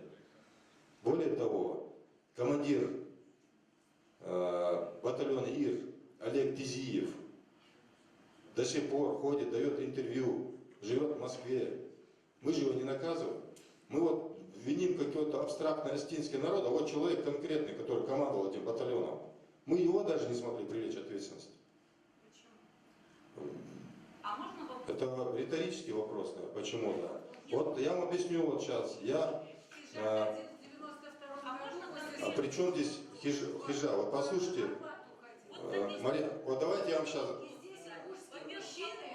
Делали пресс-конференцию. Войны не было, была этническая чистка. И мы войну не проиграли, мы не воевали, чтобы проигрывать. Это была этническая чистка, а не война. И мы себя проигравшими, я свидетель всего Мы жертвы, да, вот мы белые, пушистые такие, да? Да. Лично я была в заложниках. И в мединституте. Какая война была? А кто, подождите, давайте, если... Вы знаете, вы сейчас говорите абсурдные вещи. Ну давай дальше будем продолжать вот так же 50 лет говорить, да. Давай. Знаете, вот по поводу того, что вот смогли взять в свои руки, в 1973 году ингуши тоже очень цивилизованно вышли. Ингуши вообще цивилизованная нация. На самом деле, я вам хочу по секрету сказать. И нас цивилизованности учить не надо. Мы и в 1973-м цивилизованно вышли. Мы и в 90-х, хотя мы были одни из 20 народов репрессированных, но ингуши были в авангарде, ингуши были первые в законе о реабилитации. В частности, Дарсигов Муса дал Ешколс. Потом первый, только Сталин умер. Опять же, более 20 народов было репрессировано. Первые ингуши, пока никто не опомнился, такой риск был. Приехала делегация в Москву, их здесь встретил Ахриев, это востоковед, который не был репрессирован, и сотрудник был, преподаватель МГУ. И эта делегация не чеченцы, не балкарцы, не немцы, именно ингуши. Поэтому цивилизованности ингушей учить не надо. Другой вопрос, что исторически ингуши оказались и географически в неудачном месте, как между Молотом и наковальней. Дарья – ворота между Европой и Азией. И как Черное море Россия должна была освободить от азызов, от черкесов, потому что, буквально я вам говорю, цитирую Александра Первого, мы завоевали Северный Кавказ, но это завоевание не имеет никакого значения без освобождения побережья Черного моря, 100%, потому что мы не можем в нашем доме оставить открытыми ворота. Так же, как и адыги с черкесами оказались не в том месте в плане Черноморского побережья, также и ингуши оказались, это вот именно этот перешеек, связь Европы с Азией. Вот и все. Поэтому с царских времен меняется название страны, но не политика. Понимаете, к нашему народу. Но цивилизованности ингушей, я вам говорю, как мать 5 детей, у меня одна дочь историк, уже состоявшийся выпускница МГУ. Я вам говорю, что на сегодняшний день то, что ингуши так красиво простояли, это не ваша заслуга. Они в 1973 году без вас также красиво простояли. А это, в принципе, вопрос интеллигенции и цивилизованности моего народа. И войны в 1992 году, запомните, не было. Во всем мире это признано как этническая чистка, как геноцид ингушского народа. Единственное дело, которое довели до суда, вот Чикатило ингуши ловят, кого только не ловят, кроме тех, кого надо ловить, понимаете? Единственное дело это семьи Очаковых, которые вот поставили целью своей жизни посадить этого человека в тюрьму. Единственное дело, которое выиграли, и то очень смешной срок. Фамилия Осетины тоже посадила ингуши. Вот и Осетинскую семью Каваковых, не помните? Я хочу сказать, что по сей день неопознанные, хотя есть и экспертиза ДНК, и все, по сей день есть неопознанные трупы, по сей день без вести тот же, который министр здравоохранения, который Горчанов стал против чеченских войск, когда водили, его сын пропал без вести, по сей день числится как без вести пропавший. Лично, когда мы были... Танзила, вот я тебе один вопрос конкретно задаю. Ты очень много сказала. Да. В 1993 году было возбуждено более сотни дел по событиям в Пригином районе. В феврале 1995 года эти дела были закрыты с формулировкой за отсутствие состава преступления. Вот Калой скажет, что такое отсутствие состава преступления? Это значит, нет, ни трупа нету, ни убийцы нету, ничего нету. Я закончу. В 1995 году у нас вице-спикером Госдумы был Михаил Гуцериев. Человек, у которого были большие финансовые возможности. На тот момент было очень много средств массовой информации либеральных. Раз. Второе. У нас начальник управления Генпрокуратуры был Исаак Астоев. Два. Третье. У нас был Руслан Аушев, сенатор Совета Федерации. Почему мы не смогли возобновить эти уголовные дела? Кто нам помешал? Потому что это пророссийские люди. Посмотрите, как про них во всем мире. Руслан Аушев, пророссийский генерал. Википедию английскую, американскую, любую откройте. Кто такой Руслан Аушев? Пророссийский генерал. Другой вопрос, что он харизматичный, народ его любит вот за внешние данные. Но Владикавказ подписал, и Магаз построил взамен Владикавказа, сам открытым текстом это говорит Руслан. Но извините, Магаз построил не на территории Осетии, а на территории Ингушетии. Это какой-то неравноправный обмен. Я конкретно вам задал вопрос, вы мне не ответили конкретно. Костоев Иса, который Амурхан Индиев поймал Чикатило. Ну вот я и говорю, это люди, которые умеют в любой... Причем тут Гала, понимаешь? И, как говорится, и Хашбикар был Гала, который еще в советские времена Боков сидел. И Фереза Гиреевна, которая всех, кого даже хуже, чем Гаспод, который все их встретили. Я об этом тебе и говорю. Это исключение. Мы ж будь сбацвей. Вей будь сбаханзвей гулвя. Вот мы же с помощью я Руслан Вацукас, я Иса Вацукас. Ну, вот, слушай, вы что, не видите, что мы наступаем на одни и те же грабли? На одни и те же грабли. У нас с 1957 года территория Северного Кавказа не подвергалась изменению. И только в Ингушетии 9% ее территории было отторгнуто, причем отторгнуто не насильственно, а с помощью нашей же собственной власти. Ингушской. Вы не видите этого разве? Мы наступаем на одни и те же грабли. Зачем говорить о том, что мы великие какие-то, что мы такие необыкновенные? Зачем это говорить?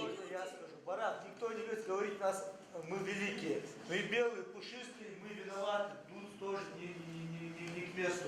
Ты говоришь, что война, это не была война, это геноцид направлен против ингушского населения пригородного района. Всеми признанный факт. Вот СБЯ, Палку, Нищев, Мал. Если мы честно, если не будем себе смотреть в глаза, да, мы никогда не сможем решить ни одну проблему. При этом геноциде было убито 130 осетин тоже. Около 40 пропало без вести. Где ты их посчитал? Ну, зайди в интернет и посмотри. В интернете напишут, я помню, они выдавали фотографии наших трупов. На третий день я ходил лично, смотрел каждый труп, вот, который они показывают по центральным этим каналам. Они выдавали списки, а на самом деле их нет таких жертв. Папа ждет, кому ты веришь? Я тебе говорю, на третий, четвертый день, двоюродный брат, подожди. Я тебе не разговаривал, я молчал. Тихо, единичный случай. Мама, вот что ты про Годоборшу Мадину знаешь? Расскажи по ее убийству. Что ты знаешь? Я тебе что знаю, расскажу. Я про Годоборшу Мадину ничего не знаю. Ну, девочку 12 лет. Я видел все эти трупы.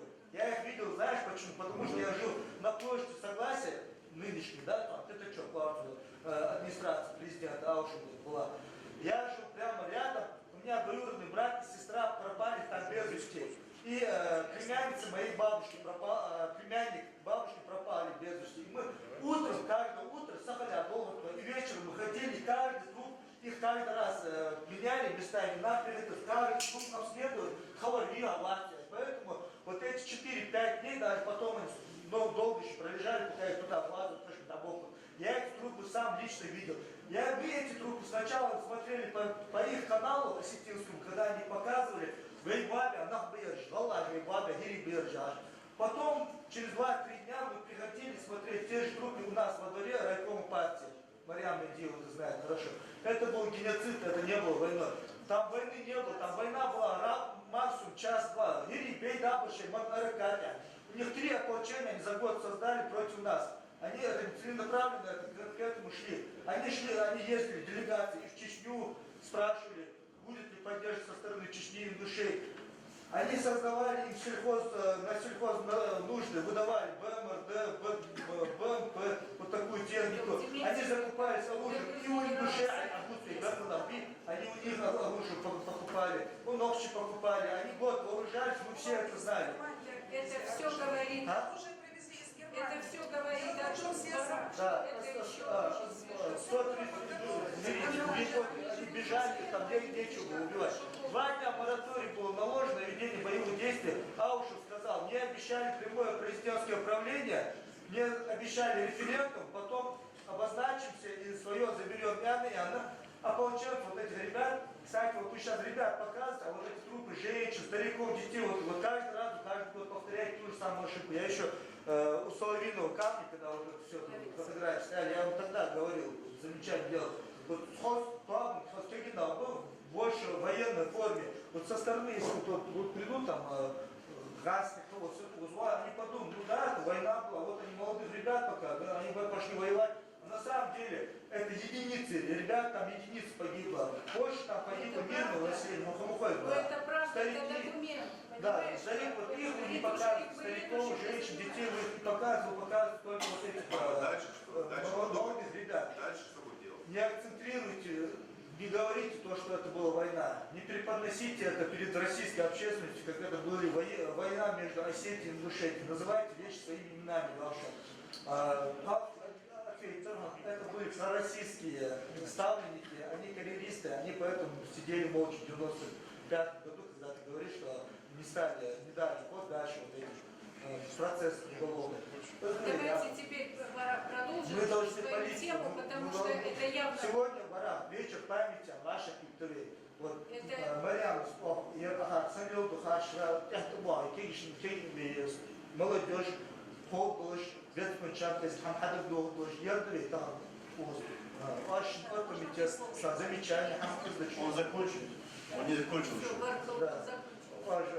Вы болезнь воспринимали, тут просто вечер памяти собрались обсудить то, что было тогда. Ничего сказать. Я так думаю, что лучшая память нашим родственникам будет, если мы сегодня вынесем какое-то решение. решении или поговорим о том, что нам делать дальше, а не то, что они сказали, что то и другое. Вот совершенно Нам нужно смотреть вперед и сегодня не тратить время на воспоминания. Мы это и знаем, мы каждый день об этом говорим своим детям, своим внукам. Точно так же, как моя бабушка говорила мне, давайте говорить о том, что будет завтра. Вы тогда не приходите, если На это таком же так мероприятии наши старики говорят, что якобы из-за митингов в Ингушетии в Назране вот эта война пошла. И многие сейчас так думают. Даже у меня дома мать в митингах, хотя в митинге, а потом было я думаю, не год, отменяет. полтора готовилась вот эта война против Ингушетии.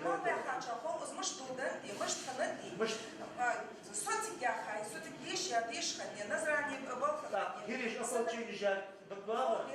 Единственный регион в России, который создавал ополчение, вы это помните, Это наверное? уже Против задокументировано. колонии Это создавали. задокументировано. А дальше, как жить дальше? Вот это есть новая стратегия, как вы поняли, да? Из выступления Альберта и Бараха. Не называйте это войной, не называйте пожалуйста, наших дочь издателей. Assalamu alaikum wa rahmatullahi wa barakatuh. Сахар Синали Ацадаль. Интеграция, что под собой подразумевает? То есть интеграция это означает либо обрусеть, либо обосетиниться, либо обингушиться. Мы понимаем, что осетины обингушиваться не будут. То есть, по идее, по логике, это слово обозначает, что ингуши должны обосетиниваться. То есть царку венчия нельзя. Во-первых, Альберт тоже сказал, что у осетин сейчас большая проблема. Они теряют свою самоидентичность, в отличие от нас. Это проблема. Они теряют свои имена, фамилии, обычаи, все они теряют. У них когда-то были тоже такие же имена, как у нас у всех. Теперь они с помощью ислама, с помощью мусульманства пытаются остановить этот процесс, процесс, который позволяет их растворить. Интеграция предполагает, что ингуши, которые проживают в Северной Осетии, да, вот в Пригородном районе в частности, 25%, это значит, что среди 25 депутатов муниципального совета или муниципальных образований должно быть 25% ингушей. Это значит, что в силовых структурах Пригородного района должно быть не менее 25% ингушей. Это значит, что объекты малого и среднего бизнеса в районе не менее 25% ингушам должны принадлежать. Учиться должны ингуши, работать должны ингуши. Вот это и есть интеграция. А тебе для этого не обязательно там, терять свою самоидентичность, менять свое имя, религию. Там. Зачем для этого? Депутат может прекрасно быть мусульманином, и ингушом, и быть депутатом в Осетии. Ну хорошо, а за счет чего тогда это достигаться? За счет чего? Вот заселение, ну кто туда едет? За 26 лет кто туда едет? Оттуда едет? 104 тысячи доехало. Вот я 104 ну, живет в пригородном районе. Там 104 тысячи. Я вам объясню, для чего. Я вам объясню. Значит, сейчас у нас есть стратегия по развитию Пригородного района. Во-первых, и осетины, которые живут в Пригородном районе, они тоже заложники этой ситуации. Потому что осетинские бизнесмены не хотят вкладывать деньги в Пригородный район. Они, если вы проедете по Пригородному району и другие районы Осетии, вы увидите, насколько это депрессивный район, заброшенный район. Там старые дома, старые, вот по сравнению, Ингушетия просто Лос-Анджелес по сравнению с Пригородным районом. А когда-то, до 92 года, люди, которые живут в Ингушетии, завидовали тем, кто живет в Пригородном районе. Потому что в Пригородном районе уровень жизни был гораздо выше, чем в Назране на тот момент, до 92 года. Сейчас все наоборот. Поэтому, раз власть не хочет туда деньги вкладывать, то ингушские бизнесмены должны туда деньги вкладывать. У нас есть один бизнесмен, который оценивается его состояние, там, не буду я говорить, там 6-8 миллиардов долларов. Бюджет Ингушетии 250 миллионов долларов, годовой бюджет. А у него 6-8 миллиардов. Он один может этот Пригородный район, Дубай из него сделать, это Пригородный район. При том, что в Пригородном районе недвижимость гораздо ниже, чем в Ингушетии. Например, мне в Владикавказе там осетины предлагали гектар земли на БАМе за 5-6 миллионов. Ты в Назране дом не купишь за 5-6 миллионов, а здесь гектар земли тебе прямо в городе предлагают. И ты можешь там ярмарку сделать там. Можно сказать, август Сагви, он складывался тогда, в 91-92 году, тогда у нас дома собирались тот же Кадзой Мурат, тот же Гутариев, Митял, Ашнаду, Киринал, ведь ваши, тогда тоже хотели интегрироваться, складываться в пригородный район. что на Халатеха, если мы постараемся туда заехать по Тюрбанту, Ирина тот же 92-й год еще раз устроит. Вот мы выкупали дома активно, массово выкупали там тоже за копейки дома, мы пытались заселиться, осваивать этот пригородный район, проводить этот референдум и все такое. У нас, ребята, не получилось, это все привело к жертвам 92-го года. Так что это, по мне, гиблый вариант. Пускай они с нами интегрируются.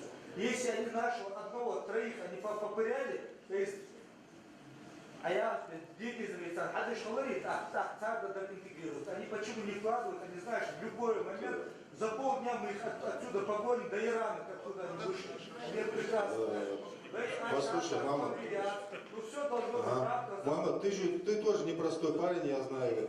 И Келлига Муса тебе тоже не посторонний человек. Да. Софа Алафан, да, я вижу Халитос, да. 92 год и 2018 год это разные вещи. В 92 году не было Ингушетии, было 3 сельскохозяйственных района.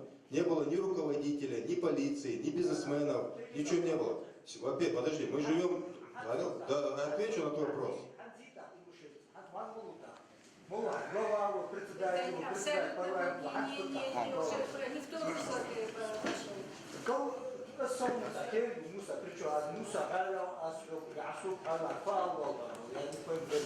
Ну ладно, подождите. Dik zamsık mı? Yine doğru zamsık bu. Это было замсык, все, Яндекс. Да. Но я надеялся, что ты, как позиционируешь себя, как образованный человек, у тебя хоть немного другое будет мышление. Я надеялся, по крайней мере, в Фейсбуке общаюсь с тобой. Я прошу тебя к чему это привело, я тоже увидел. остановиться. Я тебя сейчас прошу. Послушай, 92 года больше не будет. Не будет 92 года. Адян Шамас. 92 года не будет. Это была ситуация без власти. В России не было власти в 92 году. И возьми, изучи историю там. Еще вот, давайте. У нас 15 минут, да. Микрофона нет? Мы слышим тебя. Даже я отдам, Очень живой, такой очень такой сердечный, высокий разговор. Мне хотелось бы сказать следующее, то что главная, вот, самая главная ошибка ингушей.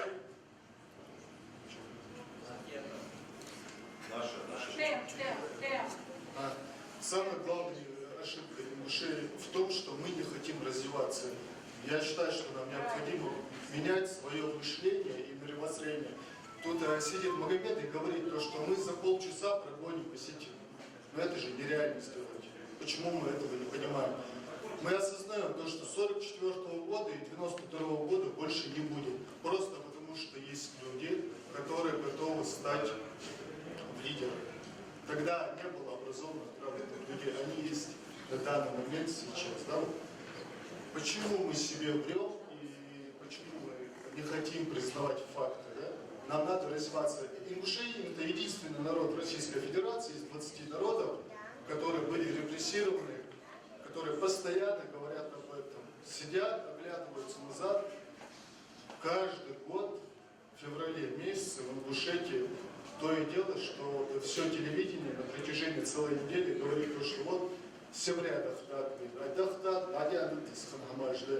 Почему чеченцы об этом говорят полчаса, больше не говорят, а ингуши об этом Потому что вы не чеченцы. Я понимаю, вопрос не в этом. Да, нам необходимо.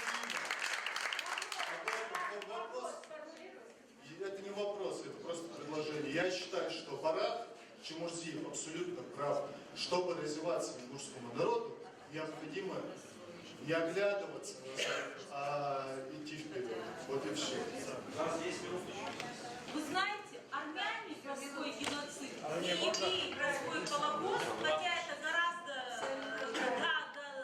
Я тебе очень признательна, Танзила. Наша старейшина Танзила, пардон. Знаете, Марьям, почему армяне не стыдно про свой геноцид? Танзила, у нас очень мало времени, давайте вот старший скажет, хорошо.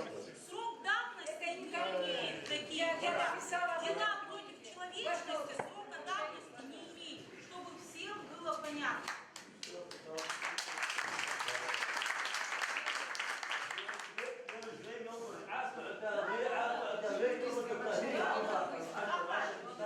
позитивно закончится в Афганистане. Фудята, пригнал район. Фудят, пригнал район, Фудят.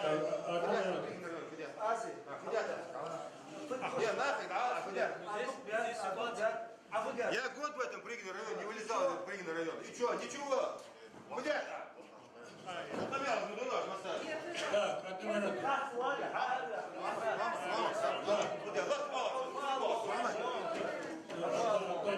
Я прошу тебя изложение наших мероприятий. Магомед, Я тебя прошу, изложение каждого. я, по-моему, здесь самый старший, так? Я прошу тебя остановиться. Раз, во-первых, если говорить о возрасте, мне 77 лет. Если прибавить к этому еще, что 1 год высылки приравнивается к 3 годам, то надо прибавить еще 26 лет. Мне получается 103 года.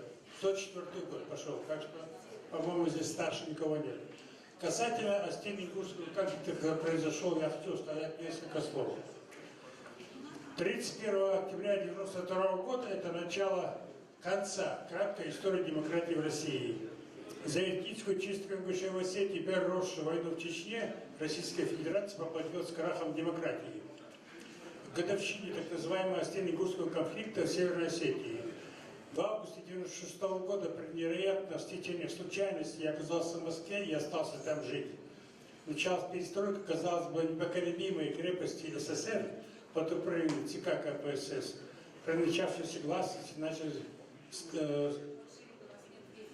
открываться ранее неизвестные документы под управлением ЦК. В первом году в пригородном районе абсолютно правильно. Абсолютно правильно. Поэтому и надо учиться. Значит, говорят, что разведчики получают 90% информации из периодической печати стран, где они работают. Исходя из этого правила, я покупал каждый день большое количество печатных изданий, тщательно их анализировал, собирал, отбирал из них то, что может помочь в прогнозировании будущих событий. Процессы, которые произойдут в СССР, в первую очередь на Северном Кавказе и в первую очередь в Черно-Ингушетии. Из анализа этих материалов я сделал вывод, что коммунистическая партия для удержания своей власти на всем пространстве огромной страны запустит механизм межнациональных конфликтов, чтобы устрашить местечковые партийные элиты гражданскими войнами, чтобы удержать их на привязи ЦК КПСС.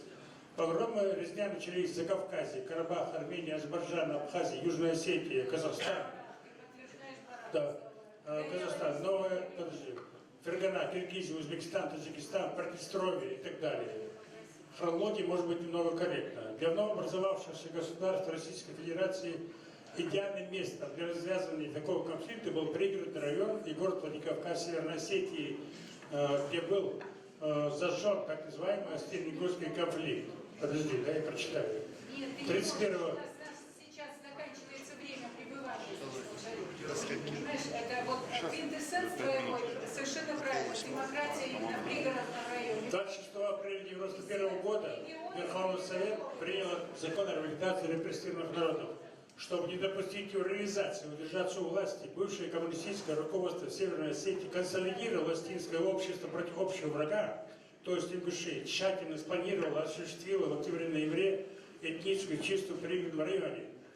Максимально использовал для этого слабость федерального центра, абсолютно некомпетентность молодых чиновников. Вы хотите дальше послушать? Опубликуют, все опубликуют, прочитают. Так, хорошо. Короче говоря, я занимался этим основательно, и я предполагал, что эта война начнется именно в пригородном районе. Я туда отправлял несколько групп людей, журналистов с 90-91 года. Я начал публиковать в прессе материалы, которые рассказали бы общественнице России о том, что там начнется война, она неизбежна. Вот.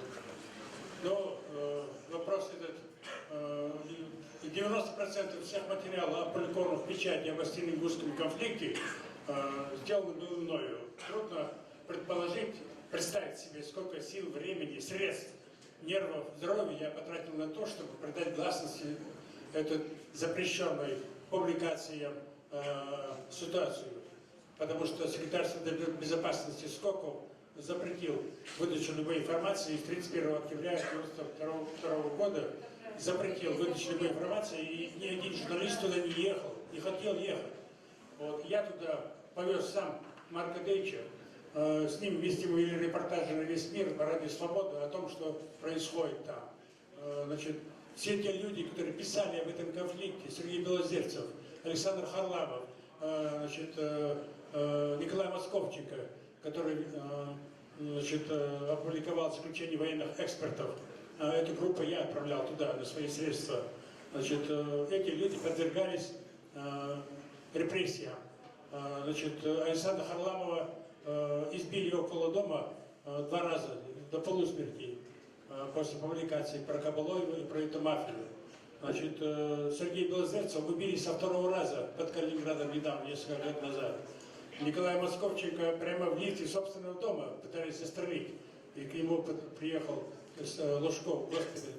Короче говоря, таких случаев много. За мной тоже была охота, но мне невозможно было найти. Потому что я был прописан на чистом участке земли. Там не было даже дома. Поэтому все это далось непросто. Если кого это подобные вещи интересуют, вы можете обратиться ко мне или посмотреть в моих социальных сетях. Facebook, везде и так далее.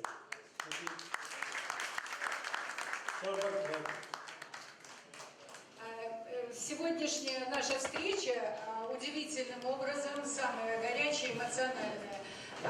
Это хорошо. Барак, Альберт, вы подержали руку на московском пульсе, и я думаю, что в ваших размышлениях, в ваших решениях каких-то вы будете принимать к сведению и вот это состояние, так сказать, московских ингушей. Но, Барак, Альберт, дело в том, что абсолютно правильная стратегия вот этой мягкого вживания, стратегия культурной адаптации абсолютно верная, абсолютно правильная и отнюдь не исключает, абсолютно не исключает память о тех жертвах.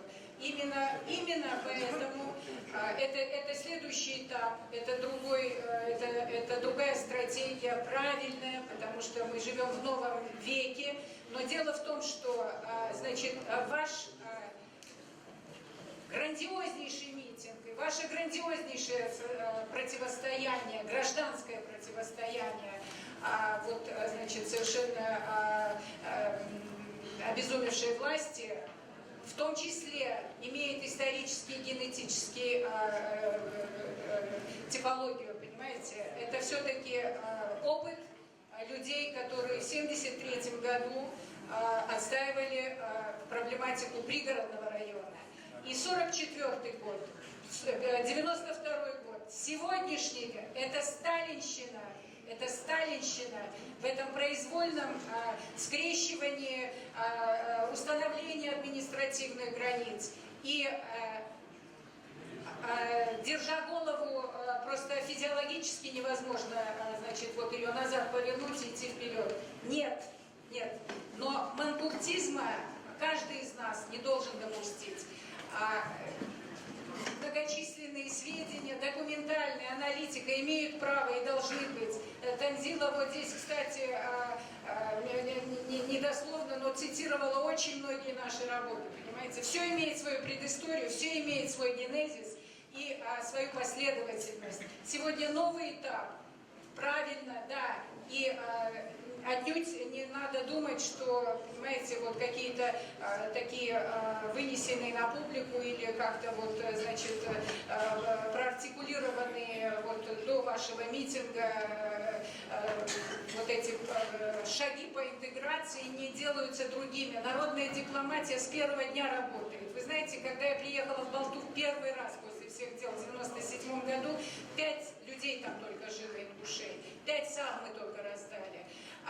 Я вам говорила об этом. Потом было 7 дворов, потом было 12, 15, на сегодняшний день 34 двора. Библиотека Балтинской школы пополняется книгами. Мы устраиваем там поэтические вечера с тем же Борисом Кусаловым и в Дачном. Все идет. Но мы обязаны помнить, мы обязаны знать, потому что московская московский социум тоже меняется, они тоже, вот видите, значит, по-разному думают об этом, но единственное, всех нас объединяет абсолютная катастрофа 1944 года, в прямых последствиях которой мы сегодня живем, и вы вынуждены жить так, как вы живете, потому что был 1944 год. Я всех благодарю вас, очень признательна за вашу такую очень серьезную и напряженную работу с нами, но я прошу вас не думать, что, значит, вот как бы здесь совсем бездумное такое, понимаете, сообщество наше. Мы терминологически очень правильно, Танзила Беркл, я очень признательна.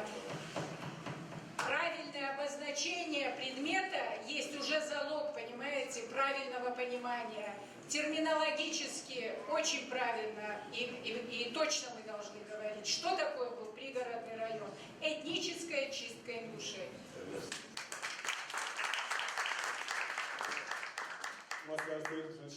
Не для эфира.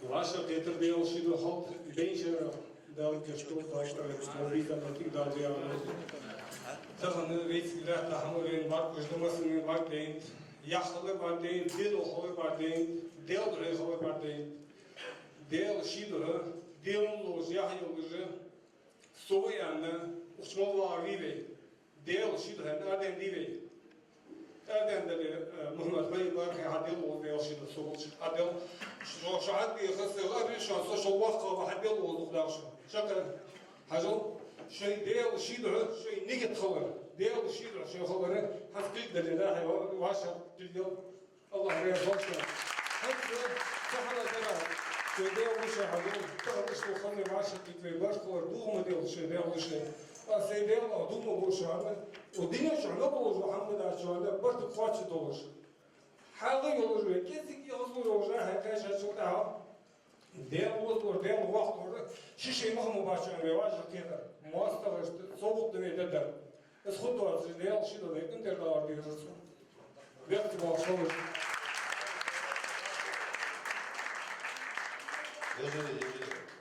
Антер ждала, что он язык всех вас, но в любом случае я хотел бы вам напомнить, сегодня мы должны жить, думать о живущих там, о живых людей, в первую очередь мы должны думать. Там сегодня живет почти 30 тысяч ингушей. Они живут очень тяжелое сегодня положение, у них нет никаких жизненных перспектив. Не учиться, не работать, не развивать инфраструктуру, у них нет возможностей. Если мы не поможем им, если вот москвичи не помогут им, то им никто не поможет, никто не сможет помочь.